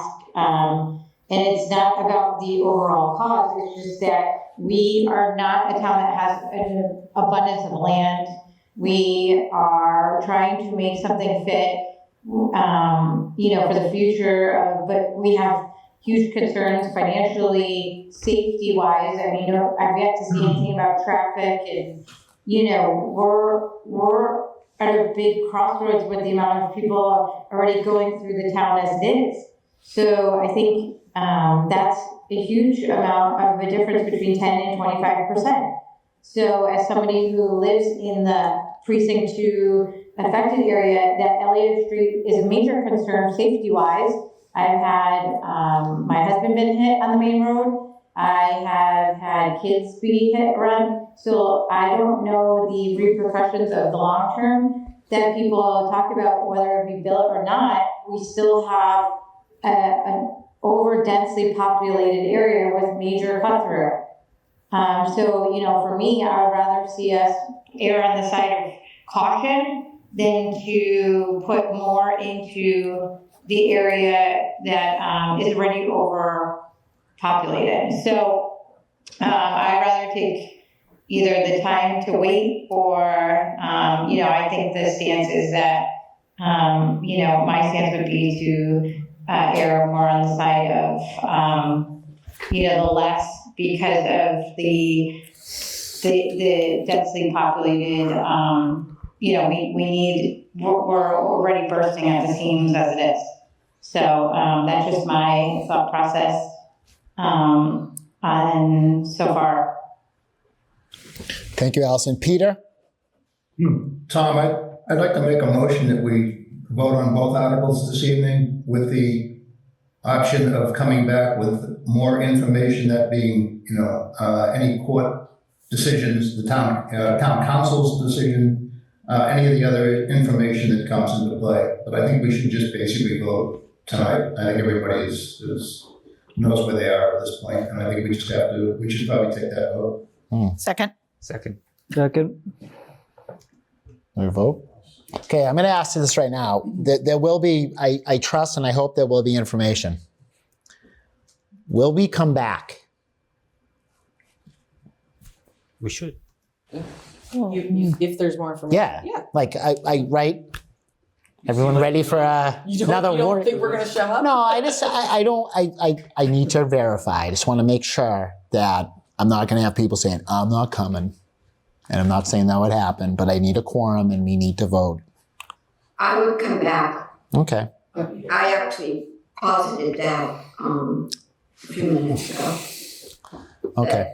We as a committee, we need to make this commitment based on what I'm hearing from just about every member here, that there could be significant information coming forth that we have no control over when it comes to us, that could alter, and maybe not, how we voted tonight. And we should have, if we're going to have that as an option, which I like personally, and I think other members have mentioned, we as a committee have to make a commitment to this plan. And if that's the plan that we are going to process tonight, no matter what, on the 9th, we need to be present, be it on Zoom or in person. And that would be an obligation for all of us. Thank you. Thanks, Judy. Okay, what do you think, everyone? Want to vote? Julia, any comments before? Annoying logistical questions. So when we say, are we ready to vote? Do we mean we go around and vote on Article 5 first, then we go around and vote on Article 6? Are we in agreement that there's no world in which we vote yes on both? Like, logistics. Is it ranked choice vote? Well, I mean, Julia, I've looked I at the. say we vote on 5, and then I say we vote on 6. Yes. And I would say we vote on the opposite. the other way, because yes. Yeah. Okay. Sort of. Let's vote on 6. Then we'll vote on 5. Then we have to pull Peter has made a motion to vote on both. Well, did he? Was that a real motion? I think it was a motion to vote. He made a motion to vote on I both, accepted it as one. so we should. The order doesn't matter. It's voting on both articles, right? So we're gonna. The order does matter. Well, I'm just saying it's. I'm also confused. Are we saying right now we are going to vote tonight? Or are we saying right now we're going to vote right now? Right now? We're voting right now. Are we Well- discussing? Is Yeah. anyone undecided? Well, I want to I would- discuss a little bit. yeah, I would agree. I think we've talked for an hour mostly about are we going to vote and very little about the substance of it tonight. So, yeah. Jay, you want to really show your slides that you made, didn't I really don't, actually. I really don't. Well, there's a motion on the floor that has been seconded. We either need to pull that or. Well, you can discuss motions after they've been. No, I think it is correct that once, we can only, I believe, that we can only comment now Judy's right. on the motion. So if we're going to talk about something else, the chair would have to ask the motion maker, To pull it back. not to pull it back, but to, I'm a little lost for words here today. But it's not pulled back. To put it on hold, right, to put it on hold. And then bring it back. I would be of the mindset to go forth with the motion. And Jay, I'm not trying to I was just joking with deprive Jay. you of your PowerPoint, that's not my reason at all. But- I truly feel the more we keep going forth with discussion, we're either gonna vote or we're gonna discuss. And that's all. Thank you. Okay, well, we have some members who want to discuss this more. Brian's one of them. Jay. Looks like the same Macy thing. just arrived. Macy Lee is here. I'm confused. Would those who forwarded and seconded the motion reconsider to allow Brian, Jay, maybe to opine or talk a little bit more about the articles? Nothing's really going to change my mind, to be honest. Second. Like, what are we doing? What's this seconding? What are we seconding? I'm seconding. Nothing's gonna change my mind. I'm okay to vote. Okay, so we're not in a position to withdraw the motions. I'm sorry, Mr. Chair. It's like a town meeting. If a motion is made and seconded, then town meeting discusses that issue. So a motion has been made and seconded, so we can discuss that, right? Okay. This is my understanding. And we're gonna discuss whether or not we're gonna vote. Well, I'm not sure what the motion Because is. the motion was to take the vote. Yeah. I believe. Yeah, that was the motion. So, what are we gonna discuss? The motion Well, that's the motion. to vote? I mean, Peter made the motion, right? So if he. I did make the motion. I'm going to vote on Article 5 and Article 6.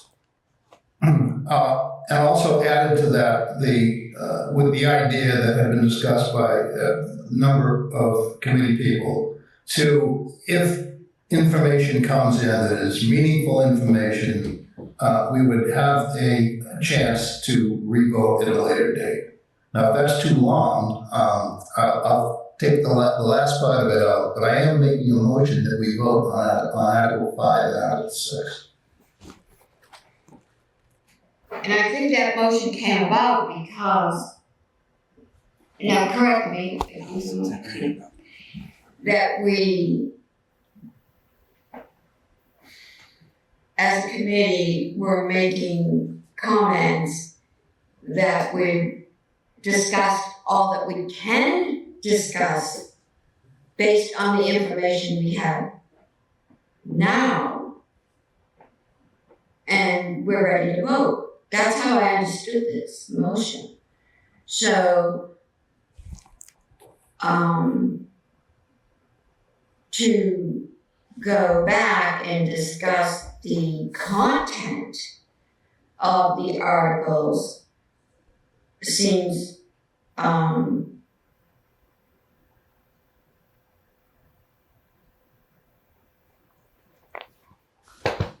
not in sync with the motion.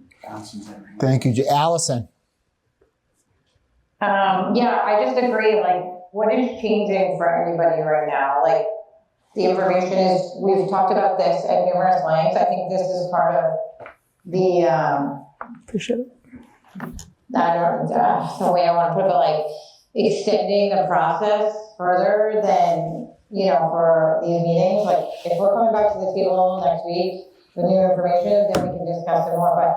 But we've gotten to that point where, you know, we're just kind of going around and around. So, I mean, I think if there's no new information or if anyone's on the fence, I guess that would be the determining factor for others. But like, I mean, the discussion will not develop or change. The information has not changed. So I think we should just move forward and then reconvene if there's new information presented to discuss that could change people's viewpoints or thought process. Thank you, Allison. Julia? So while I agree that I think it's obvious to all of us where most people lean and that most of us are probably unconvincible at this point, I do disagree that we have really discussed this as a committee. I think over the course of having speakers in and us asking questions to them, everyone's opinions have sort of come to light. But I wouldn't say that we've actually been like, Article 5, what do we think? Why not? Article 6, and I know we all know that, what each other think more or less. But if we are here to have these conversations because we are the representatives from the town having them, and anyone is tuning in to educate themselves, and we need to write a comment for, like right now, I don't know what the comment would say for either, because I don't think we have really discussed it as a committee. And don't get me wrong, I would love to vote and go home. And I think we could all do that, but I don't agree that we have actually discussed either of these as a committee. I agree. Second. That kind of makes sense. Julia, I see your point. Macy? I mean, I agree with Julia. We haven't talked about the content, the substantive portions of 5 or 6. I mean, we all have opinions on how we should vote, but in terms of the substantive aspects, I was going to make that same comment with Julia. But I was glad to hear Julia say it first because I obviously missed 2 hours of the meeting today, so I wasn't sure whether it was actually discussed, and I just happened to miss it.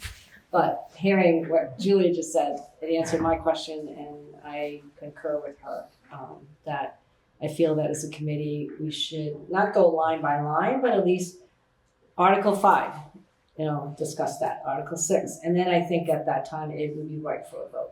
Okay. Not that I want to be here until 11 o'clock either. Brian? Thank you, Macy. Yeah, I think Julia's being responsible. Thank you. Thanks for calling me responsible. And I was going to withdraw my comments, but I think we should have a discussion. We should know what to say. Someone's going to have to write up the comments, and they're going to have to know what to say. Yeah. I think. Mm-hmm. So.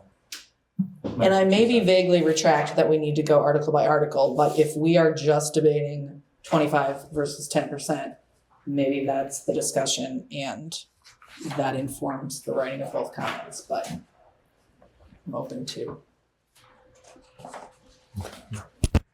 Personally, that's what I thought really we were really discussing, 25 versus 10, not the substance of how each article is necessarily written.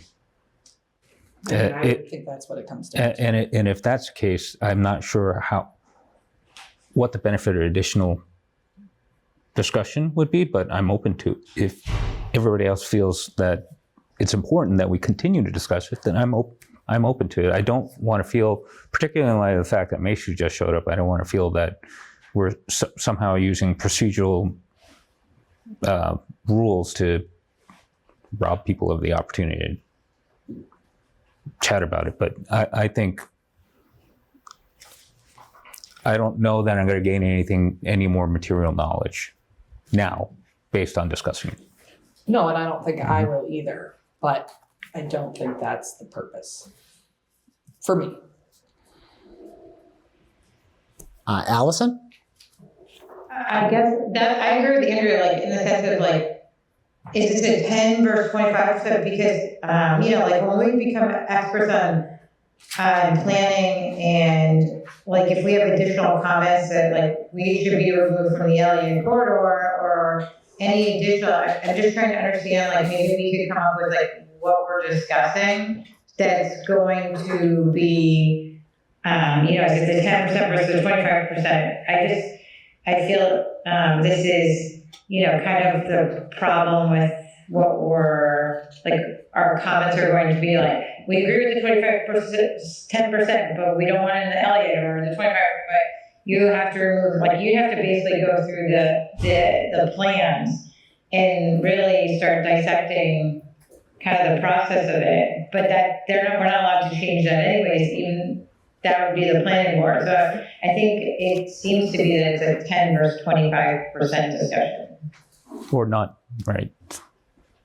Yeah, like, cause and like when we do budgets, we pull them apart and we say like, but this is kind of far more in depth of, and I don't think that like, even if for the comments, you're gonna be like, hey, that street should be included, or this should be 3 versus 4. So I'm just trying to understand so that we don't spend hours like, because, people don't want to be here until 11 o'clock. Like we gotta come up with like what the plan of discussion is so that we don't, I don't know, like if those comments aren't gonna go in, I think we're defeating the purpose of the discussion.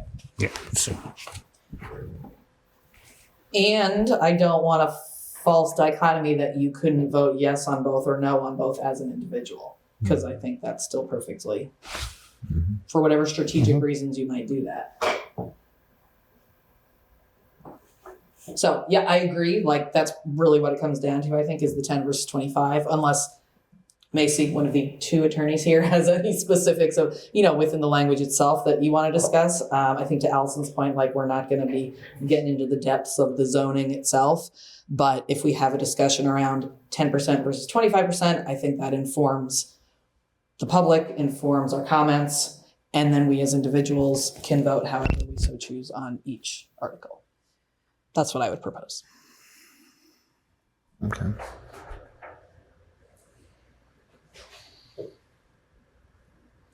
Macy? Again, I apologize if this is a repetitive question, considering that I missed 2 hours. And this isn't entirely discussing the language of both articles. It's more of the status of ongoing litigation. Is that something I can raise, or has it already been raised? No. Well, one, we got to figure out whether we're going to pull the motion.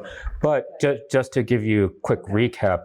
Thank you. The plan was, because we have incomplete information today, and we do not know whether or not we will have any new information before or even after the town meeting. The thing that I had proposed is that there was no harm in us voting today. If we go in with the intention of meeting again, if any new material information comes about, because we'd have to meet, we would have to meet then in that case anyway. So why guarantee that we're going to meet when we can place that vote today, if for some reason no new information comes in? And so the Peter's motion, I don't recall when you came in, Peter's motion was to vote on both Articles 5 and 6. And he did insert the same caveat, which is if new material information, we are all agreeing as a committee to meet again prior to town meeting. So it sounds like if we vote today, it would be a contingent vote. Essentially. And so it would be contingent on receiving additional information or status updates on the ongoing litigation. Yeah, like substantive. It can be conditional on not receiving. And one other thing, it's important too, that we're waiting for our town attorney to opine on whether or not this can even be voted on at the town meeting. Right. Because it may be subject to that 2-year. Right. So that's a pretty big caveat. That is a big caveat, because I'm just thinking if we vote today, right, on 5 and 6, and it lacks legality, right? So we vote, whether it's yes or no, unanimous, whatever. It lacks, it eventually, the determination is that it lacks legality. will it still go to town meeting? No, won't. they will It not won't. consider it. Okay. So it'll just get removed from town meeting. Well, It'll be in- it's in the warrant. Nick would not. Like what, yeah. Like, Nick would not commit to what would happen, but we are operating on the assumption that it would not be a votable issue. Okay. So it sounds like in some ways no harm, no foul if we like vote today, right? Because I mean, there's weight, but the ultimate weight comes from town council, right? I mean, am I right? Am I correct in that procedural aspect of it, Chair? Hopefully, Well, yeah, I mean, we don't know. Like we don't know what he's going to pump. Okay. and we don't, there's no time, there's no Yeah. deadlines here in terms of when this information is going to be transcribed to us. We don't know. So Okay. it's just, we're taking a good faith leap that Okay. there's going to be information coming to us at the last minute Okay. to try to make a new informed decision if necessary. Because there are some of these things that will change Yeah. I think frankly, really change the way I look at this. Yeah. When I So- looked at the docket of the pending litigation that was filed on May 29th, so it was very recent. It was just filed last week. And a hearing is scheduled for next week for injunctive relief. And also the other towns are Yes. coming in that same day. Yes, they're all coming in because I think all the cases have been joined together. So they're all been consolidated. So I mean, to me, that's a factor because right now, without that information, excising that from there, to me, as I vocalized quite heavily on Monday, I feel like this is the law and that the town needs to follow it. But, you know, again, the caveat is if there is injunctive relief granted by the Superior Court judge, that would mean that the judge has ruled that there's a likelihood of success on the merits, which is one of the standards for the granting of injunctive relief. So that would change a lot. And if it's denied, you know, I mean, it's just, sorry, I just, not to throw a monkey wrench, just. Yeah, it's not throwing out the lawsuit, but it's an uphill battle. Yeah, it's relevant to me, and in terms of the too. status of regulation. So, but as someone just mentioned, that if we vote tonight, right, it could, I mean, the weight is, you know, yeah, anyway. So we still have the motion on the floor. We do still have a motion. Yeah, The question is, it wasn't clear, do we feel we need to discuss 10 versus 25? I think we have to have some type of, I'd ask this committee to have some type of discussion, you know, just. Peter, how do you feel about withdrawing your motion? Yeah. Peter, would you consider, just for the purposes of, just for the little while now, for this evening, just to withdraw potentially that motion and allow us to just engage in a discussion of the two articles and what they're asking the town to consider? Sure. Okay. So motion's been withdrawn. Thank you, Peter. I'd like to, let's have this discussion. Now, Brian was first off. He wants to discuss. Okay. You mentioned, I'm not putting you on the hot seat. Yeah, I'll talk. And then I know Jay has some information he just wants. Jay, you can share some information. Jay has some information he likes to share. I'll see where the discussion goes, but I don't necessarily. Okay, I'm putting him on the spot. I don't mean to. But let's just talk about it. If you want to go around the table, we can. But Brian can start. We stay till 11. Okay, good. I did a presentation the other day, Monday, and there was an error in it, so I want to acknowledge that, and I'm sorry about that, and I did. And thank you, Jay, because I spent some time with him on the phone today in Texas, and he pointed it out to me, and I appreciate that, thank you. So I double counted expenses, I think. And the losses aren't as great. That being said, there's two issues. The report by RKG has, they say the net improvement to the town is $1,075,000. $1 million would gain by this. But they didn't give us the details to what was in that number, which is frustrating. But we kind of have to guess at it. And they didn't, their gain was in property taxes we're gonna be paying on these buildings, but they didn't take it into account. Admittedly, they said, we didn't figure out that you're already paying property taxes on those buildings, on some of those buildings anyways. So that was excluded. And that's a significant That's a big number. number. And the other thing was, they did their analysis on 2,500 units being built out completely, which we only need to build out, Michelle, another thing, Jay, thank you, 1,500. So then numbers, I did put it in the thing, but my mind is wrong. So I'll go back to the student thing. And I went through and I did some analysis, I sent it out to everybody. If you look down, I have where the reference numbers are, how many, it was like the average number of apartments, like 2-bedroom, 3-bedroom, 1-bedroom, 2-bedroom, 3 bedrooms, what the average is in Greater Boston. I put that on a spreadsheet. And I have all the sources down below. And then I have, they actually have data on this, how many students live in these, at these levels. So I put that in there too, and I came up to, the average is 479. So if the variable cost per student is 12,000, that's gonna be an additional, that's 479 students and 5.9 million extra in school costs anyways. And I think that's relevant to know. And that's gonna be, if you wanna maintain your classroom level, that's gonna be 24 extra classrooms. And it's missing capital costs. The other thing is missing is gonna be significant capital costs in my mind, students. And I wanna talk about this, so you say, well, does that sound right, does that sound right? Lexington did a study. We talked about Lexington the other day. They actually had auditors come in, real estate development people and auditors come in and do a study on how the MBTA affected their town. And they came out to, and they pulled the plug on it. And they, so we have to build 1,500 multi-family units. They have already, they pulled the plug on it, but they had, as of today, 1,117 units have already been, are being constructed, well, are gonna be built because of the MBTA, 1,100.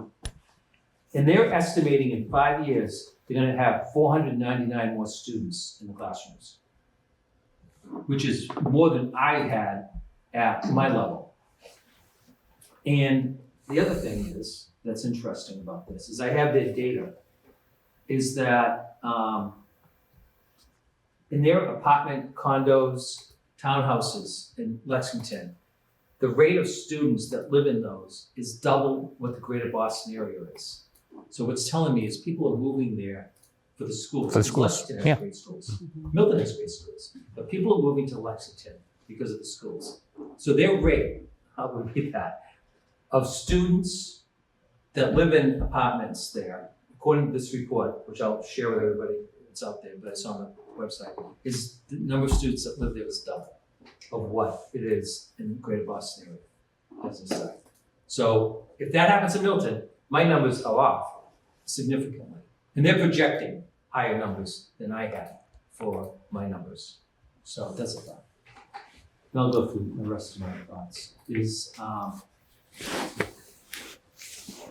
I don't think it's fair that Milton's at 25%. Smallest town, 28,000 people, smallest town out of the 12 is at 25%. I don't think it's fair. I think Driscoll did a nice presentation talking about the differences. And I'm not dissing the trolleys, it's great that we have it, but it's not the same as subway systems.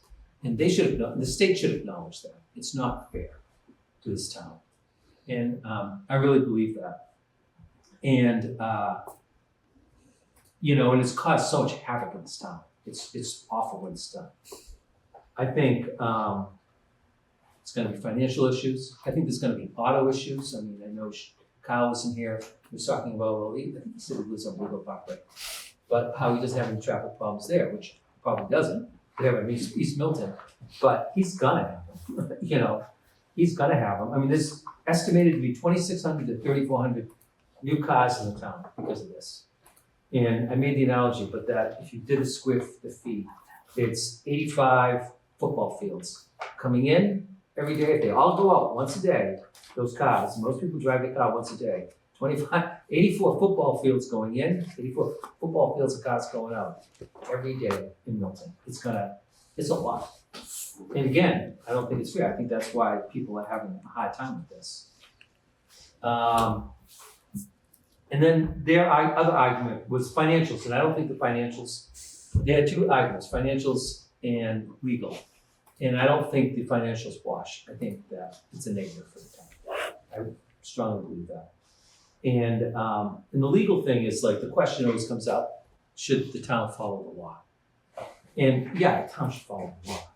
But I think if they're being treated unfairly, they should fight it. And I think the selectmen should have fought that issue with, if the rules weren't promulgated properly, and I can't say that word, I'm sorry, but, they should have fought that with the state at that point. And they should have let them jam it down our throat.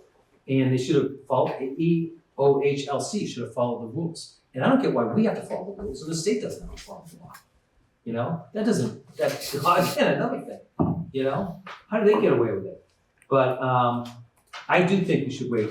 I said this before. I think we should wait till the 12 other lawsuits are decided. We should get an answer on the unfunded mandate. I think the town's rushing on it.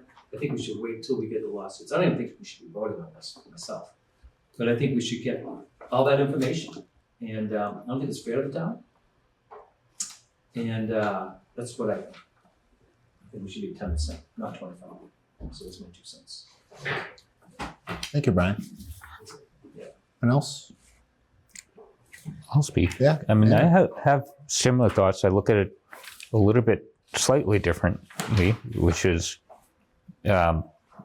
fair, legal.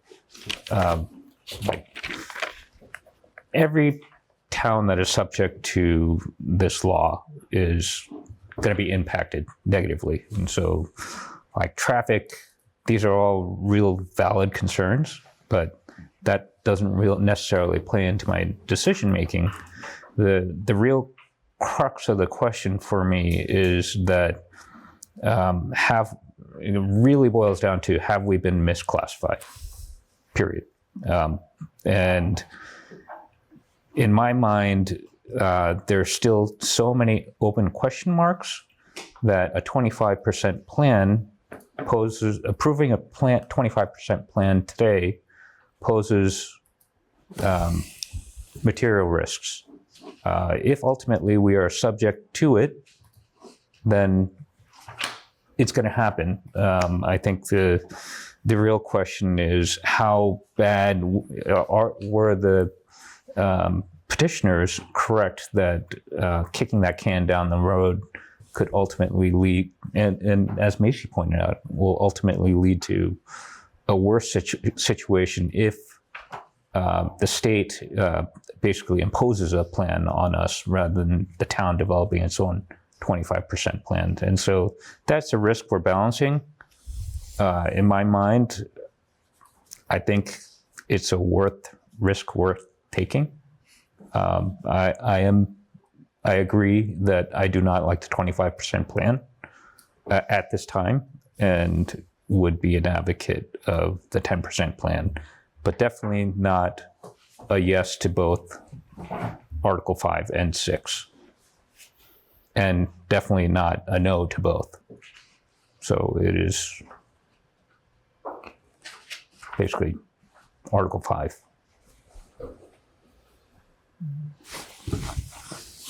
Okay, please, Jay, and if you want to. No, I don't actually.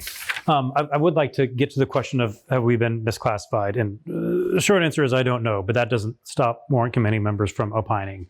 I'm not one of the three lawyers in this body, but I've worked with lots of legal documents. And a legal document also often starts by defining terms. And it defines a term at the beginning, and that definition at the beginning of the legal document is what those words will mean later in the document. And sometimes the definition is a common sense definition, and sometimes it isn't. And if it isn't the common sense definition, that's an even better reason to put that in the beginning of your document. So this document, the regulations, started with definitions and defined the term rapid transit to say it should be a subway or a silver line, and they clarified it to say including Mattapan trolley. Now, if you ask the common person on the street, what does rapid transit mean? They say it means speedy. Well, okay, but that's not what it means in this legal document. In this legal document, it means this. There is the question of, was that arbitrary and capricious?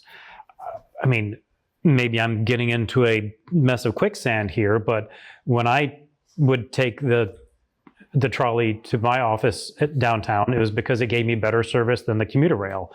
If I was staying later than 6 p.m., I got much better service from that trolley than from the commuter rail. Sorry, I'm getting a little bit off topic.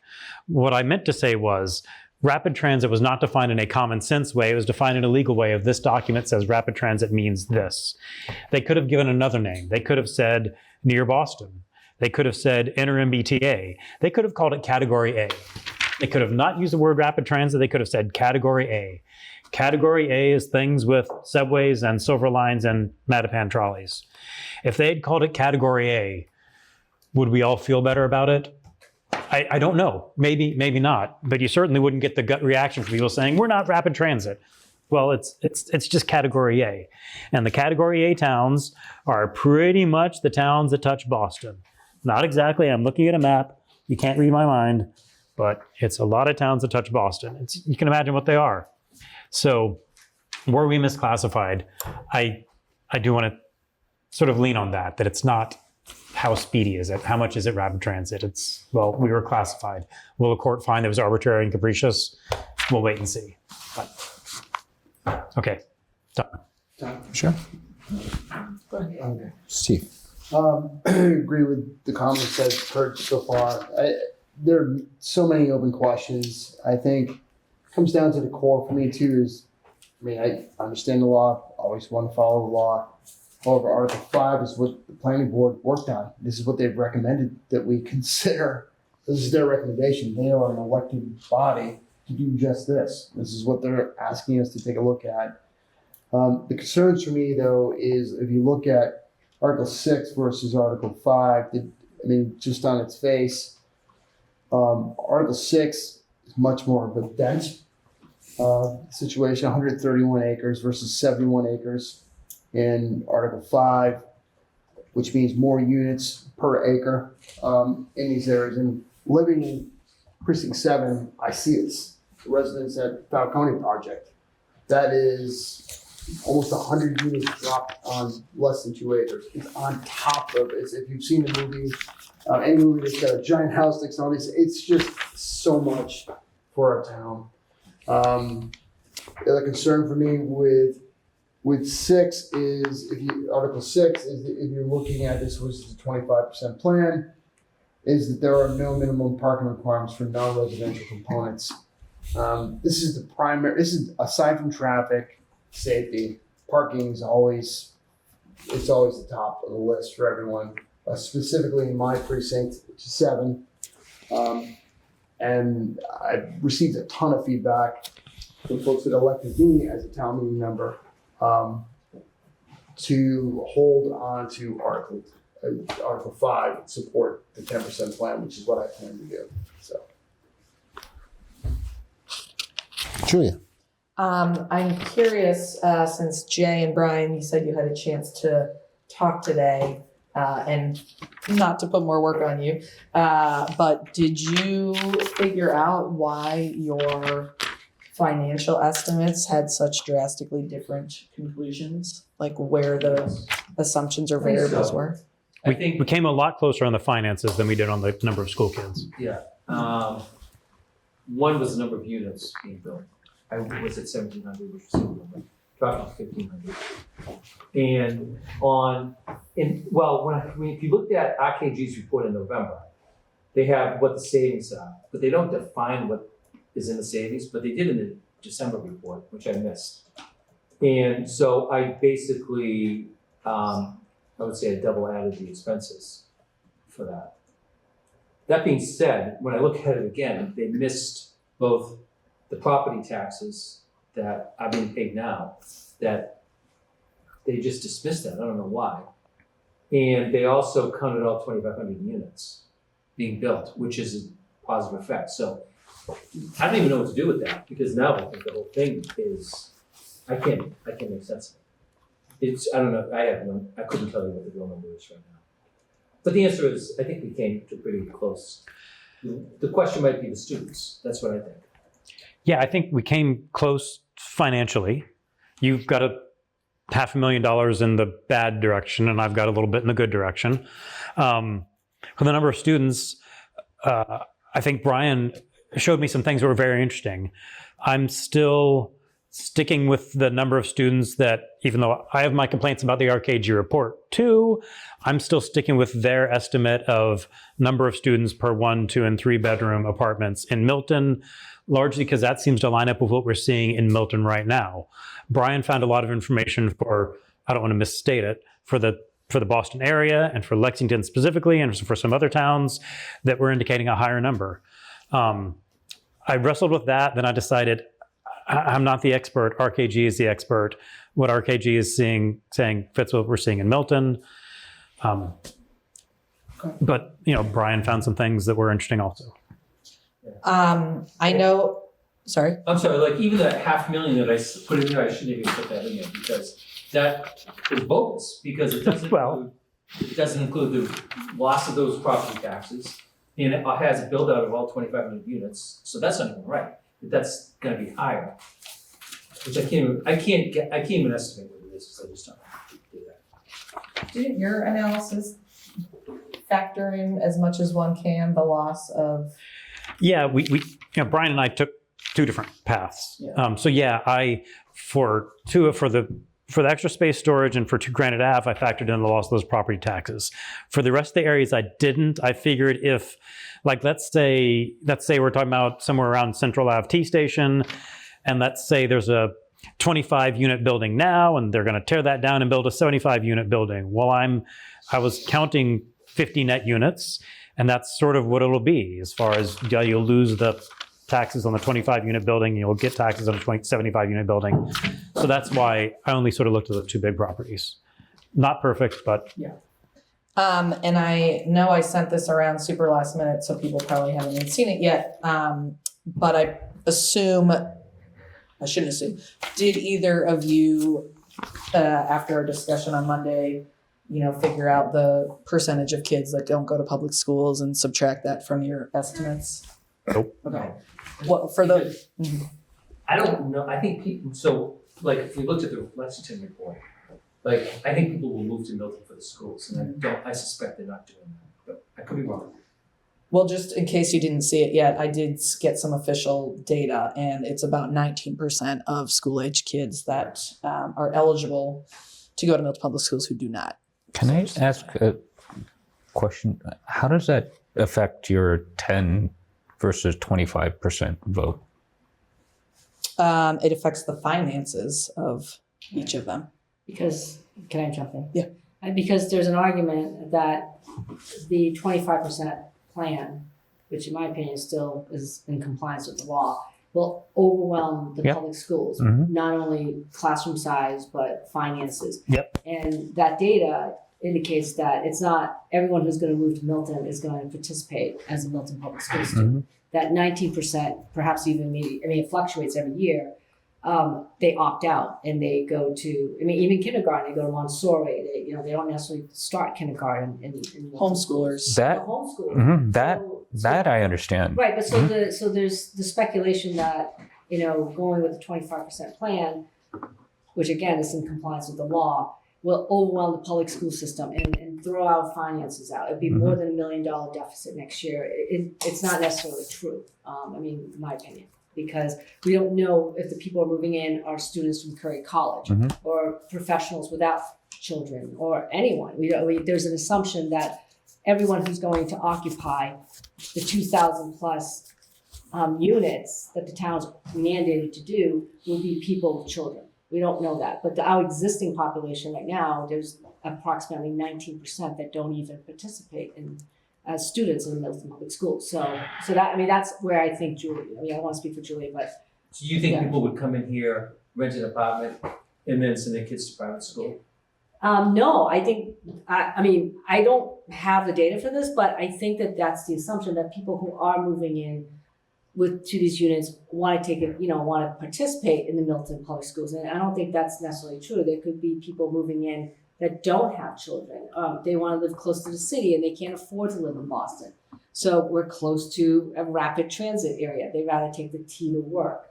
So I think the assumption that's being made is that everyone who wants to move to Milton and occupy a, I don't know, 1 bedroom, 2 bedroom dwelling will have children, and those children will be students at Milton Public Schools. I just did, my report, I just did what the actual average was for Greater Boston, so it has that in, it has that baked in. It's But true. it doesn't take out the kids, statistically Doesn't take speaking, out who kids wouldn't go who to, would which is rent. pretty, a significant number is my point. Almost Yeah, like 3 but quarters. I didn't, because I thought, I just saw that when I came in here today, but I wouldn't think that people would, I wouldn't think people would be renting in Milton, sending their kids to private school. I wouldn't think that that's plausible. I think, I don't know whether or not that's true. I also think the idea for me is that people renting studios and 1 bedrooms and even 2 bedrooms are unlikely to have kids of school age relative to people renting 3 bedrooms or single family But homes. that's baked into that too. Mhm. That's in, no, not everybody has a kid, but it's an average. Yeah, so I And if you just, look at like Lexington, you could tell that's what's going on, like they have this much higher percentage. So I guess, that- let me clarify the question. Is this for purposes for informing your vote or informing the comments that we're going to put in to dispel?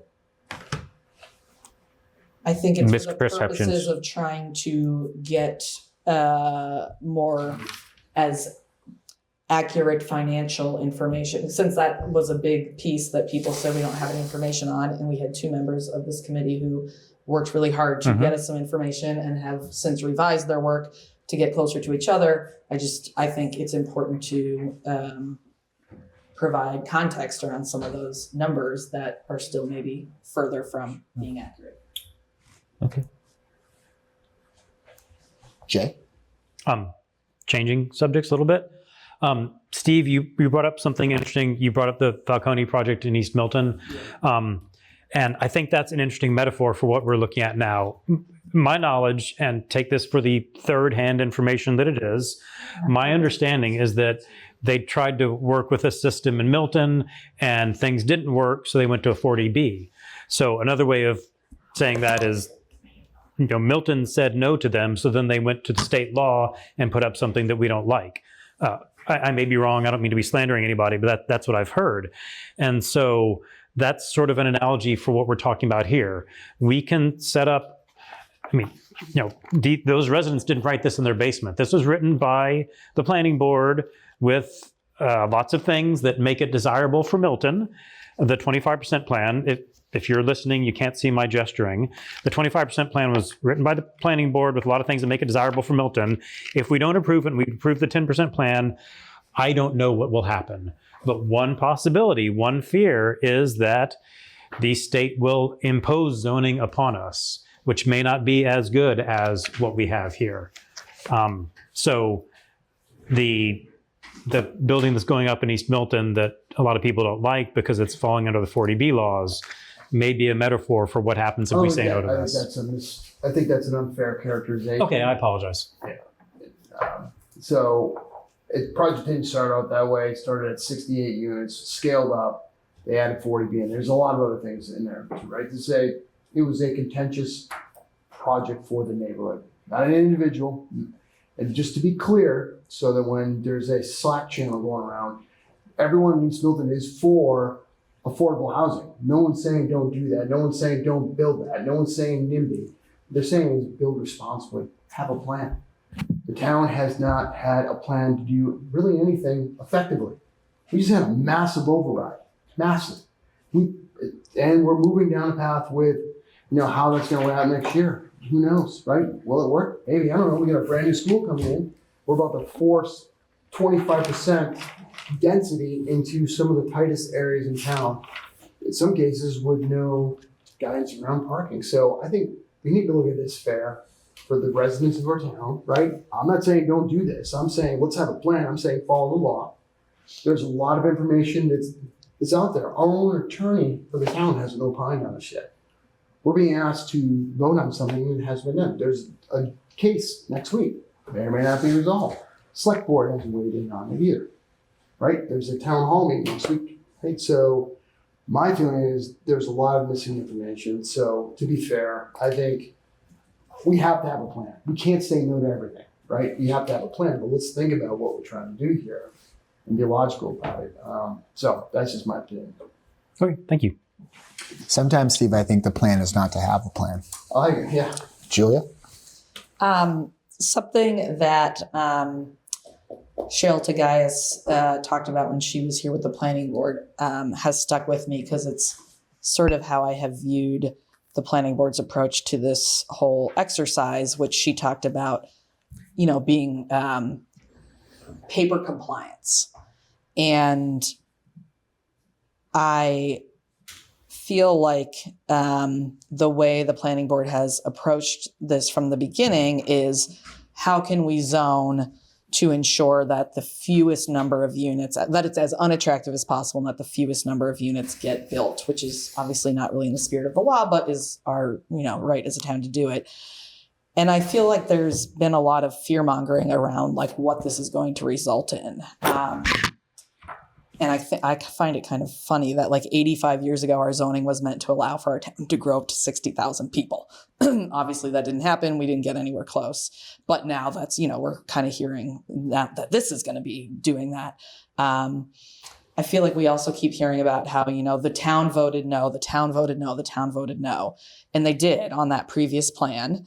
And we took it all the way to the SJC, and I feel like we got our answer. I know some people disagree with that. And I wonder how many of those no voters would now be yes voters, knowing that, in my opinion, it's kind of asked and answered. And I also, I disagree with this characterization that we can't walk zoning back, because we absolutely can. What I am interpreting that to mean is we don't believe the current makeup of town meeting will do that. That may be true. But as Ron said at our last meeting, then that is an issue with your town meeting representatives and how they get elected. We have had 2 town meeting election cycles since we've rejected that plan. So it's not like there hasn't been an opportunity to turn over town meeting members to be more representative of the town if people are claiming that they aren't. So I think that it is disingenuous to say that if we pass 25%, we'll never be able to go back, because we can. You're right. It doesn't mean town meeting will do it, but these are elected officials, and this is our form of, our form of representation. And in the meantime, to your point, Steve, we just passed this massive override. We've already lost $1.2 million and counting on this, and knowing that litigation goes on forever and we're not going to get answers to everything in even 6 months, I'm not willing to continue losing that kind of money. I'm willing to hear what the court outcomes are at the end, and as a town meeting member, consider walking it back to 10% if we are allowed to do so. But I do not think it is worth the risk of losing control over everything that happens in our town. And, if Article 6 is allowed to go ahead and doesn't pass for some reason, and we still end up in the 25% category once all the lawsuits shake out, what areas are we going to have left to zone? It already feels like pretty slim pickings, and I think we will end up over zoning anyway in that scenario. So I would rather maintain control, comply with the law now, see how it all shakes out, and then make our decisions from there. And the uproar about parking is always hilarious to me. We could decide to allow on-street parking overnight. Problem solved. There are very easy solutions to some of these things that, again, I feel like it's a lot of fear mongering around the parking. So that's, and the people who I think are going to be moving into these apartments I would envision it being similar to me and my family. And I'm guessing a lot of you, the first condo I ever bought was a 2-bedroom. I was single with no kids. I got married. I had a kid. I got pregnant with my second kid. We moved out to a single family home. And it was an amazing way to get my foot on the property ladder and to be able to then make that entry into a single family home, which I never could have done without having started at a condo level. So that to me is, I'm assuming, and I could be wrong, but we can't predict the future, that it would be a similar demographic, and it's not typically people with 3 kids who are attending the public schools. Allison. Yes, so the 40B on Canton Ave is being protested as well, so I really don't think it's fair to just single out the East Milton 40B that's being mentioned, because obviously that one's in litigation and being brought up. So I think that's important to note, that there are other places that are being, areas in the town that are not exactly, they're trying to put that into litigation. Secondly, if you've ever driven down Elliott Street, it's a nightmare with cars parked on the side. It's a tight enough street as it is. Somebody who's lived there has seen multiple car accidents. So I can't say that Elliott's a prime example of on-street parking overnight that's amicable. Many times you have to stop and let cars go around because of the street parking in the beginning of Elliott. Additionally, the Henry's was built in 2019. It finally sold all the units. So I don't know if necessarily the buyer market is looking for that type of accommodations. I mean, I don't think, people who are young, but I mean, it's just, it took 6+ years to sell them all in 1-2 bedrooms. So if you're moving in, even with you're going to move for the schools, in my opinion, to get in at a lower rate. But a young, hip couple is going to likely be more centered into the city, as myself, and many of us have lived in Southeast Dorchester and then moved for a single family in Milton. So I do think that it took 6 years for it to sell all the units. Is very impressionable in my opinion. And so I think those are all key things in the 10 to 25% viewpoint. The fear mongering of not being able to push it back. We have a warrant member who fought in precinct 2 to get on town meeting, was denied going to every single door in his neighborhood and still didn't get on. So the idea that there is a fair chance in the town meeting representation is a little bit skewed, in my opinion, as seeing somebody who's very middle of the road. So it's very eye-opening of who is able to get in what precincts. I think that's an area of concern. Because I've seen many people run for multiple years and still not get in. So that is something that I think makes me a little concerned of the 25%, and then sending it back to town meeting for them to vote. I'm not saying that, I would hope that our town meeting representatives would be more open-minded, but unfortunately the divide has caused many to view certain things in a certain way, and unfortunately that is just kind of where we're at, depending on the precinct. It's like an electoral college. You only get a certain amount of votes in certain areas, and it might be a little bit more of a political divide, especially when we are making flyers with people's names on it to vote a certain way. So it is definitely a different political world we're in. And unfortunately, I wish people voted on not just certain things, but there are slates now. It's different than it was years ago when I first moved here. So I just think that I would raise concern on putting all my faith that people will do right by the town and scale it back, or they might not. Some people, just view it differently than others. So I just think that there's some viewpoints to counter some of the things that were said of how easy it is to think that, once, if you zone it, you just have to plan that it's going to be built.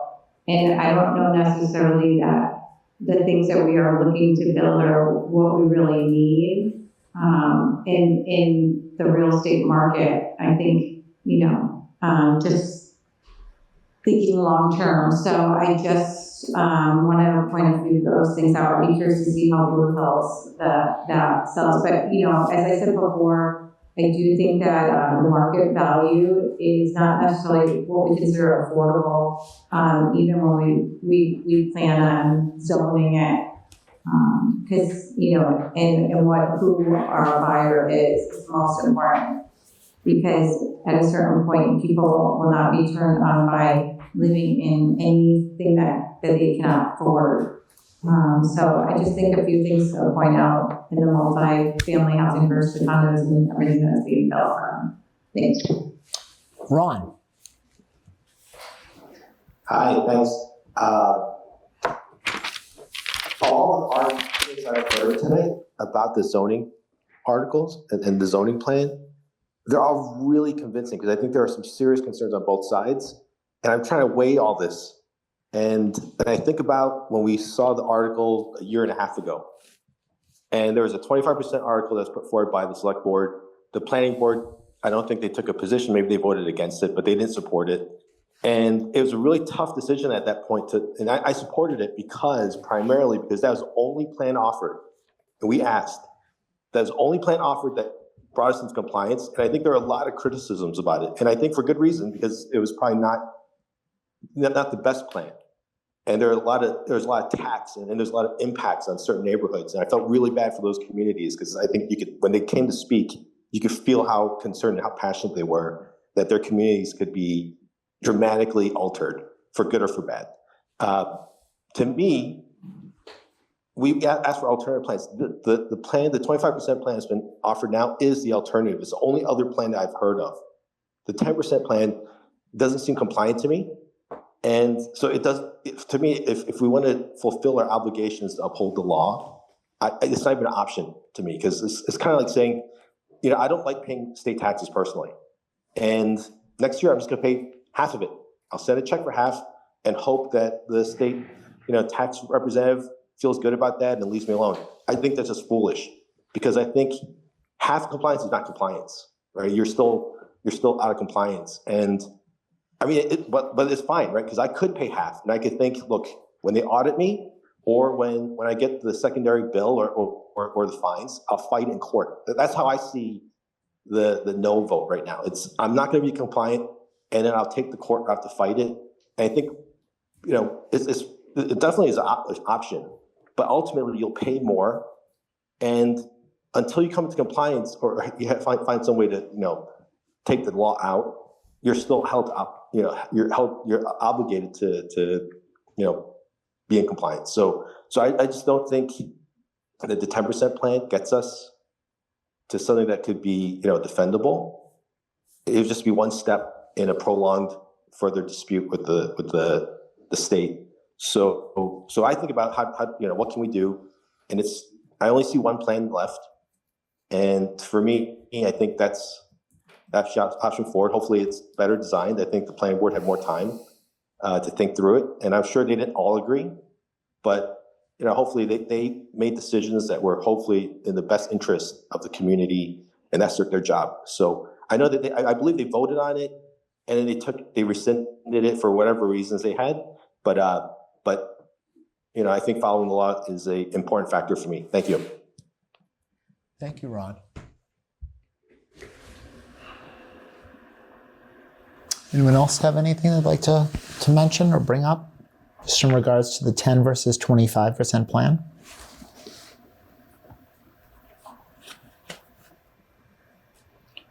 I mean, if it really comes down to voting between 10%, 25%, I'll lean 10%, but I still think that there should be more review for more information.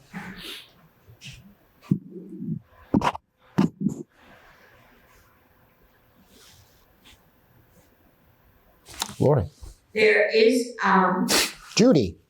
oh, I'm sorry. Oh. I heard a pause and I thought I could jump in. Go for it, Judy. To Ahmad's point, there should be more information on this. Unfortunately, it is not coming to us in a timely manner. And it could be, you know, at 6:30 when we show up at the Milton High auditorium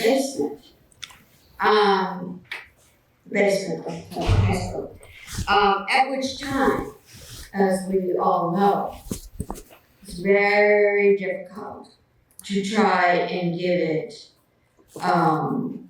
its due in discussion and the hurried nature of it, I am leaning towards vote with the caveat that we agree to, as Peter pointed out, to make a commitment to come back if indeed the information we are seeking to guide us better perhaps is available on the 9th.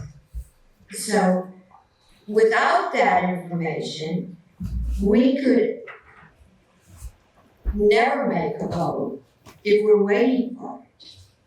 And it could never come to us in any sort of manner other than 5 minutes before the start of town meeting. So I am back to my original thought of vote, commitment by all of us to return for another meeting if this information does come to us. Thank you. But you're right. We're you know, this is difficult without having enough information to make it easier to test it. Thank you, Judy. Lori wanted to make a comment, but she stepped out. Sorry. Oh, Judy just finished, Lori. If you would like, the floor is yours. Okay. I think I've probably said a lot of this already. And I do think the density is a lot. The 25% plan is just too much. RKG did an analysis. There were issues with it, and Brian just found some further real issues with it. Brian and Jay both did a great job trying to figure out what the financials were. I guess I'm a little bit even more confused because I think Sean Fahey brought a proposed P&L to the select board at the beginning of last year, probably before the vote in February. And that was that. We discussed it. It was a big number. Nothing happened. I don't recall seeing it, but. I've never heard of it. He went at a select board meeting, citizen speak, discussed it, talked about it, and sent it to them. Is there any other committee in town that he might have? Sorry, I'm being sarcastic. I shouldn't. No, but I mean, his point, I think, as a planning board member, was this is a substantial change. It's a consequential zoning event that Julia brought up. It's as big as the Southeast Expressway going through town. It is 2,500 units. It is 25% of our current zoning. It is a lot. I mean, I can't get around town anymore. Back to the traffic, the same traffic. The bigger issue is the select board here's a number. The select board didn't really ask ever for the town administrator and his staff to conduct a financial analysis of what this would mean. Like, to me, that seems a little, I don't know, are we looking at our fiduciary responsibility to manage the town finances? We just had a $9 million override. Or are we gonna have to take out of the reserve fund that we just are gonna vote to put in money for the schools again? And they anticipated that, so I understand that. But in any event, the fiscal analysis is a big deal. We don't know. We've got all these questions. We don't know the answers. We don't know how many kids. We don't know if they're coming in. We don't know if they're gonna go to private school. We don't know if they're going in condos. We have like 700 two-family houses in the town. And I don't know if we took into account any children that live in those, or if we only focused on the big box units, 88 Warrant. So are the numbers right? We don't know. Did we talk to the department heads about what the impact of 25% more housing would do to the town? The fire chief, the police chief, the DPW. The road backlog for the current state of the roads, this was done like 2 years ago, is $21 million. That's what it'll cost to fix the roads in their condition 2 years ago. The roads are horrible. I don't know. How many more cars? 85 football fields, did you say? More cars daily? In and out. What's that gonna do to the roads? 21 million is gonna become 44 million? I don't know. And I don't know. Nobody knows. And nobody seems to be concerned about the financial condition of the town. Rapid transit. Yep. Are we rapid transit? We might not be. We might be. We could be category A. Either way, if you look at Senator Driscoll's presentation, it's very obvious that what we have, and we do surround the city, just like the other 11 communities that are category A, rapid transit, we'll call it. We're not like the other cities that are around Boston. We are a small community, we're a bedroom community. We are where people leave the city, Southie, to come to Boston, Dorchester, to come to Milton to start your family. Julia, were you in Milton before, or did you move from the city to Milton? Single family home, great school system. I mean, it's kind of what happens. It's why Milton has been the way it is. People move out of the city to come here. We're like just generating a city. This is like a flat, like with all the density, we're just going to become Boston. I think we're also creating a magnet. Yes. Yeah. Quincy pays $2.4 million for their transit system, the Red Line. We pay 2.2. I don't know if anybody's been through Quincy. I don't know if anybody knows what that looks like, the infrastructure. That's maybe a good number. I don't know. Can I? Yeah. I've heard that, and I think it's very interesting, and I think it's not fair, but is it germane to this that we're discussing? It is. I think that's part of the reason that Senator Driscoll is highlighting in his presentation. If Quincy is rapid transit and Milton is rapid transit, and they don't look, the rapid transit, what you're talking about is the transit system, they're very different. It's apples and oranges.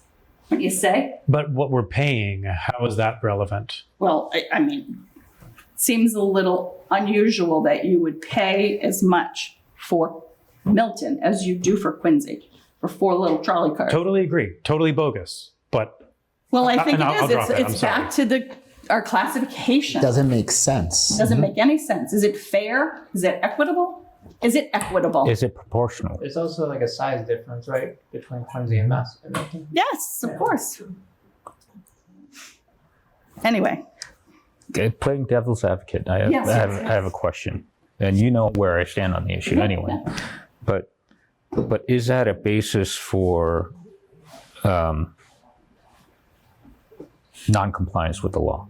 I think that really that issue is around all of the legal cases.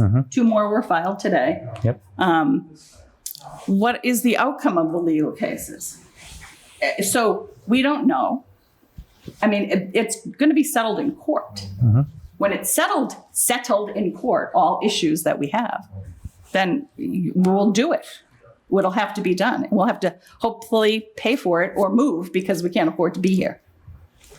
And so, if I may, you just said 2 more cases were filed today, which brings me back to my point.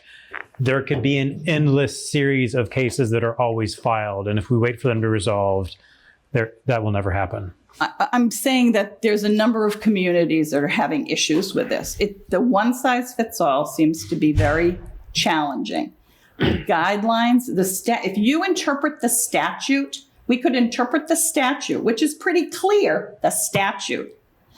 Then you could pick a district of reasonable size and do your development. And we would have been done many years ago. But instead, we have these guidelines that came out of nowhere. Sorry, if I may. Yep. The statute, as you pointed out, has like 3 sentences. And the 3rd sentence says, the Executive Office of Housing and Livable Communities will promulgate guidelines to determine if you're in compliance. Jay, I know what it says. And that's with a lot of statutes. So I mean, Yeah, but the thing is, when the statutes and the regs conflict, the statute controls. Sure. So the statute talks about things that the regs don't even really address, I think. Okay, I'm not following, but okay. Okay.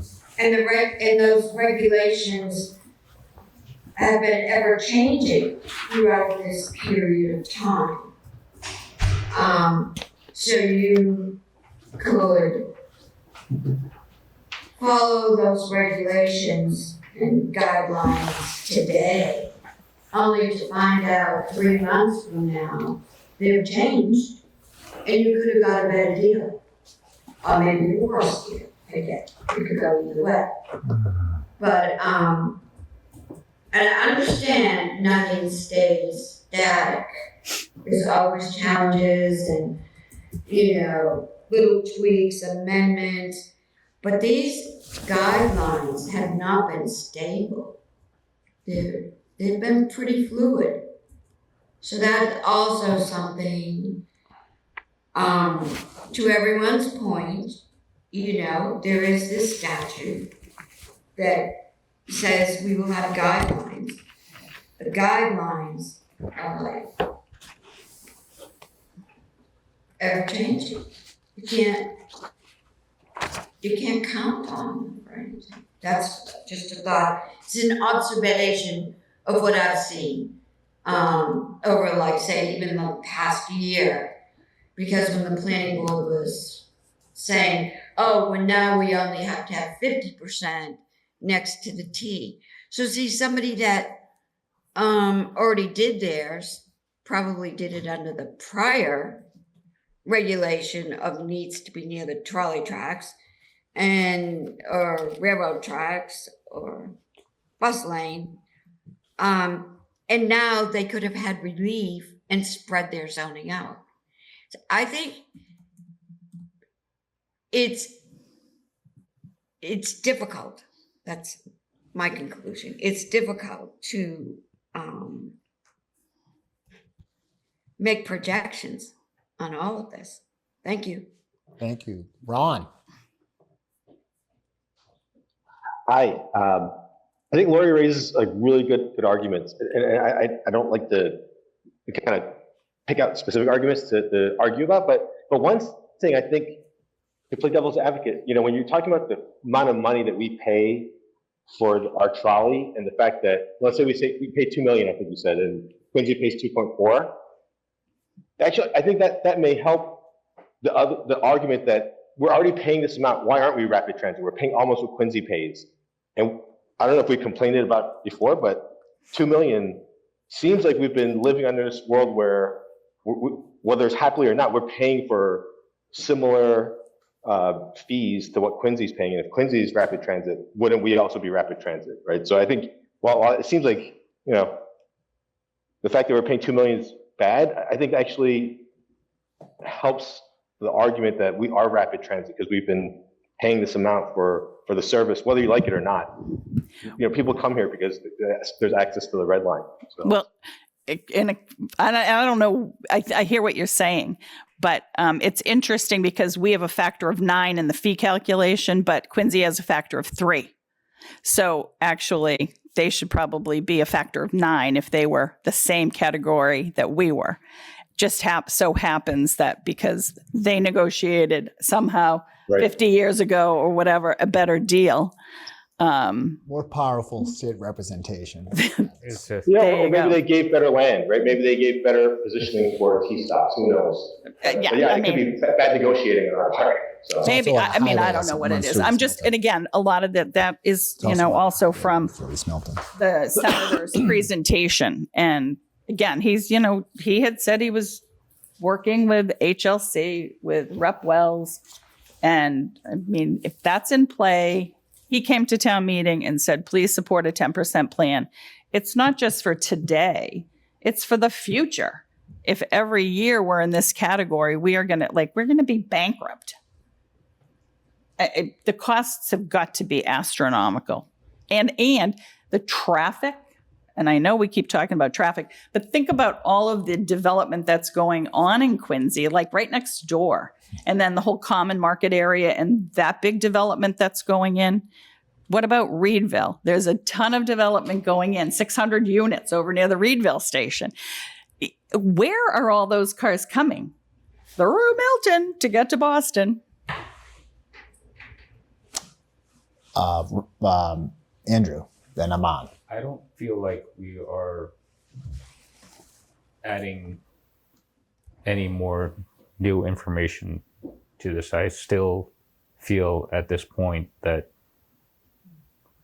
I'm at a point where I feel informed to make a vote, and I would like to make a motion to reopen Peter's proposal on voting on Articles 5 and 6 with the contingency that we are all in agreement that we will meet again if new material information develops between now and the special town meeting on the 16th.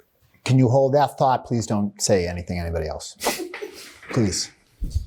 Does anybody have, thank you, new information, something we haven't heard that can add? No, and this could be everybody in the room. Jay, you too. No. But I'm saying if you have something new, to Andrew's point, please share it and take that opportunity now with that thought. Maybe we should take a vote. But mentioning like input and everything. No, I'm just saying, do you have something new that hasn't already been mentioned in this discussion that could be helpful or may sway somebody one way or another? So substantive information, like not anything you're taking a guess on or just their personal feelings on some issue. I mean, we did talk about like the costs, about, like where we're having like money. And I was also thinking about when we were discussing Quincy, comparing Quincy and Milton. We don't really also take into account like the lack of commercial real estate, like how many like businesses we have versus in Quincy. And I just think that's something, especially if we're like looking to see like where the revenue is going to come from to make up for it. So that's something I think we should really think about. Appreciate it, Aman. Lori, did you have something else you wanted to I have another topic, which would be Milton Hospital and the healthcare situation. With all the hospital closures, I also concern myself with how the additional density from Milton, never mind all the other development going on around us, can be handled by South Shore Hospital and Milton Hospital. There is the new Department of Public Health is supposed to conduct a healthcare capacity audit. The Board of Health wrote and asked for that. We haven't gotten it. They have acknowledged that we have a crisis in healthcare, especially in Milton. And we just had the beds, the hospital is full. The hospital is full. Do not go to Milton Hospital if anybody has an issue right now. They're full. So I think that's just more population, and we don't have a solution for the hospitals. And healthcare for the residents is a concern, public health concern. I also want to add, especially to that, because I have, there's people that I know or friends that actually live outside of Milton who I've actually taken to the Milton Hospital for. So that's something to take into account. If you don't have people that don't even live in Milton but are coming to the hospital, especially with someone who lives in Milton who would have to go to a hospital visit, now has to kind of wait for someone who's not even from the town. It's the closest emergency. Yeah, it is. And to Macy's point, they closed Kearney. Yeah. Milton has, you can see Boston EMS coming into town, Brewster, all the different ambulance services, because, it's just one of those closer, it's the closest place. But yeah, you have the ERs, like you have South Shore Hospital, right? You have pediatric and adult ER. You have Milton. And that's, I'm trying to think, I mean, is there one in Plymouth maybe? I mean, just thinking, right? But I'm just thinking, is there even one in Plymouth? Is there one? So I think there's one in. There's Attleboro, Plymouth. No, but I'm just talking about like coming up our way, not 490. Brockton closed. Yeah, Brockton closed.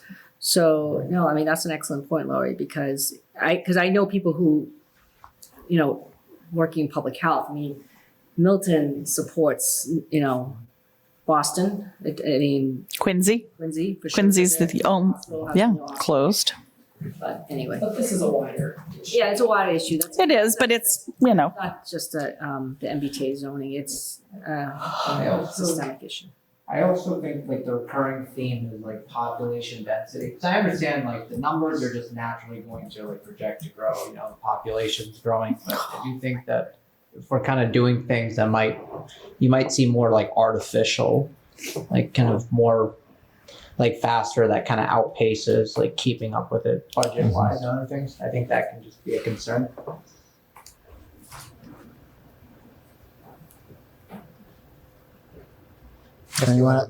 Anyone else?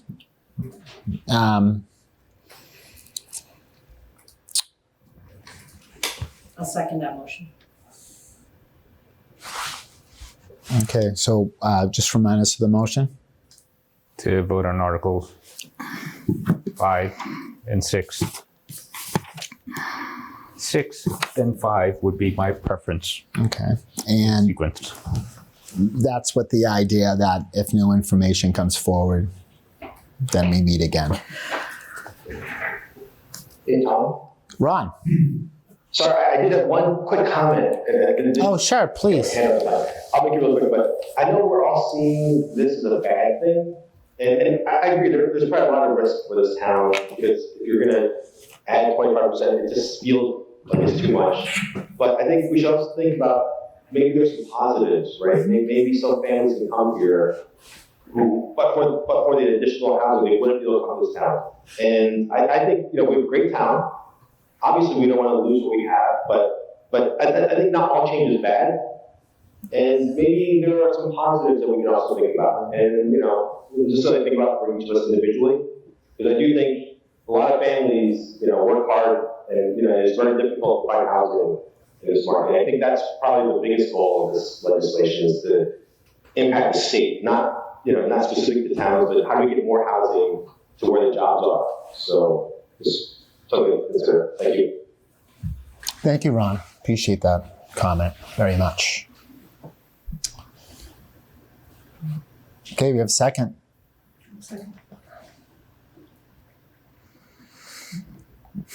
Take a vote 6. Vote for Start 6. with 6. The citizens petition. Sorry, is there a motion? There was a motion and it was seconded. What is the motion? What are we recommending? Andrew, can you repeat your motion, please? I don't know what we're recommending. We'll come back. The motion was to vote on the articles, and I don't know if you want to withdraw that and just go to the actual vote or vote to vote. Yeah, I've been confused by that all night. Are we voting? We're not voting to vote. So Right. then what's the? That's the motion. Like, you could withdraw it and just I'm go going to straight withdraw to the it, articles. and I would like to make a motion to vote no on Article 6. No, or to send it back? No. Wait, you. Or send it. Okay. You know So what? that, That's gonna be confusing. can I just make a quick comment? This is a technical question. And I would ask the motion maker to reconsider Okay. their motion. The technical issue comes in this: when you require a motion to vote one way, when everyone votes, you're actually voting opposite. Okay. So in order to vote, if you agree to vote no, your vote becomes a yes. And people get very Confused. confused. All right. And it always, anytime that happens, we have to repeat it like 40 times, an exaggeration, of course. If you want to vote no, you have to say yes. And it's so counterintuitive. Everyone I does. would like to make a recommendation to the motion maker that perhaps, because I'll withdraw it. placed, Judy, I'll withdraw it. And you somebody, just vote and then you vote how you wish. Yes, no, abstain, send it back. Yep. Go home, forget about it, already, whatever. Judy, already done. Already withdrawn. Thank you so much. Thanks, Judy. I'll make the motion. Okay. My motion. Okay. to vote. I'm sorry, I interrupted you. Please make the formal motion using the language of the article. That's usually I how. am going to do that. So I am moving that the warrant committee vote on Article 5. To see if the town will amend. Yes. And Article 6. Or 5 or 6? I would, Both One of at them. a time. I would prefer to Fine, vote we'll on. do one at a time. We'll do one at a time. I would prefer we vote on 6 first. Not going to take too much more time. So the motion is to see if the town will vote to amend Chapter 275 of the general bylaws. Okay, that's known as the zoning bylaw by adding the following new section, MBTA Communities Multifamily Overlay District, and to amend the zoning map to include the MBTA Communities Multifamily Overlay District, including the following subdistricts as listed in the article. No, you're pointing at Article 5 right there. Are we voting on Article 5? I thought we were starting with 6. Okay. And if when we do a motion for Article 6, it will be the same, read the same way when you It's the same formally make language. the motion. Page 44, Mace.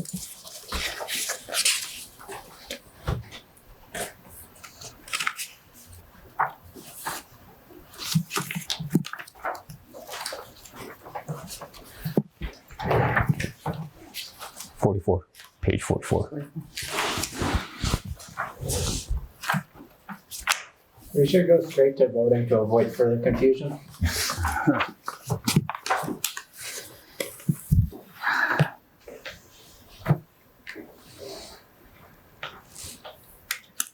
Okay. Ready? Deep breath. Deep breath, everyone. There we go. We're gonna wipe the slate clean, and I'm making a motion to vote on Article 6, which to wit, the language is to see if the town will vote to amend Chapter 275 of the general bylaws, known as the zoning bylaw, by adding the following new section. 275-3 2X MBTA Communities Multifamily Overlay District, and to amend the zoning map to include the MBTA Communities Multifamily Overlay District, including the following sub-districts: Granite Ave North Sub-District, Paper Mill Site Sub-District, Mattapan Station, Blue Hills Parkway Corridor Sub-District, Elliott Street Corridor Sub-District, Randolph Avenue Ave West Sub-District, Randolph Ave East Sub-District, Milton Station / Central Avenue Station Sub-District, East Milton Square Sub-District, and the Fairmount Station Sub-District, as shown on the MBTA Communities Multifamily Overlay District boundary map dated, which is left blank, the quote, MCMOD boundary map, end of quote, parentheses, period. And just to add to them, that map is on page 73. It is. Does she have to read all 20 pages? No. I would like her to. It wasn't red blank. It was X. And it's not blah, blah, blah. Just clarify that. Thank you, Andrew. Thank you so much. Do I have a second to the motion as to Article 6? Second. To Jay. Jay second. Thank you, Jay. Karen, thank you. Can you please call the roll for a vote on Article 6? Steve, I'm going to vote no, but I'll reserve the right to come back and review with more information. Lauren, No. Jay, Yes. Allison, no. Julie, No. Andrew, No. Macy, Yes. Julia, Yes. Peter, No. Brian, No. Mom, No. Ron, Yes. Judy, No. Tom, No. the motion does not carry. Okay, and we acknowledge, I think this as a group, that if there's information that we're coming back and we're readdressing this article. Does anyone have a motion as to Article 5 now? I do. Andrew has a motion. Andrew, could you state the motion for the record? I would like to motion that we approve Article 5. Oh, there we go again. Yeah, no. Just see. Vote You don't want To recommend that the town recommend that the town amend Chapter 275 of the general bylaws, known as a zoning bylaw, by adding the following new section 275-3.2X, MBTA Communities Multifamily Overlay District, and to amend the zoning map to include the MBTA Communities Multifamily Overlay District, including the following subdistricts: Granite Avenue North Subdistrict, Paper Mill Site Subdistrict, Blue Hill Ave Station Subdistrict, Blue Hills Parkway Corridor Subdistrict, Elliott Street Corridor Subdistrict, and the 7-Eleven Randolph Ave Subdistrict as shown on the MBTA Communities Multifamily Overlay District Boundary Map dated May 8th, 2025. Is there a second to Andrew's motion? Second. Lori, second. Lori, thank you. Karen, could you call the roll as for Article 5 in Andrew's motion? Steve, Yes. Lori, Yes. Jay, No. Allison. Yeah. Julie. Yes. Andrew, Yes. Macy, No. Julia, No. Peter, Yes. Brian, Yes. Amon, Nope. Ron, No. Judy. Yes. Motion carries. Tom? Tom? Oh, I'm so sorry, Tom. Yes. I apologize. No, it's okay. Didn't matter. Okay, ladies and gentlemen, we have votes on all 6 articles as they are in the warrant. Please keep an eye out, and I'm sure word of mouth will spread. I will email, I'll reach out via text. I expect we're going to get more information on this. I hope we get more information on this. I also said we probably won't, but I really hope that based upon our questions and pushing Nick today, that he will do the same with town council and the firm to get us answers to them of those questions if they can. So, Is there any reason to schedule a meeting? I have to adjust given the meeting scheduling. So I'm gonna talk to Karen and Steve about setting can I ask this of everybody? If we get new information, when do we want to come back?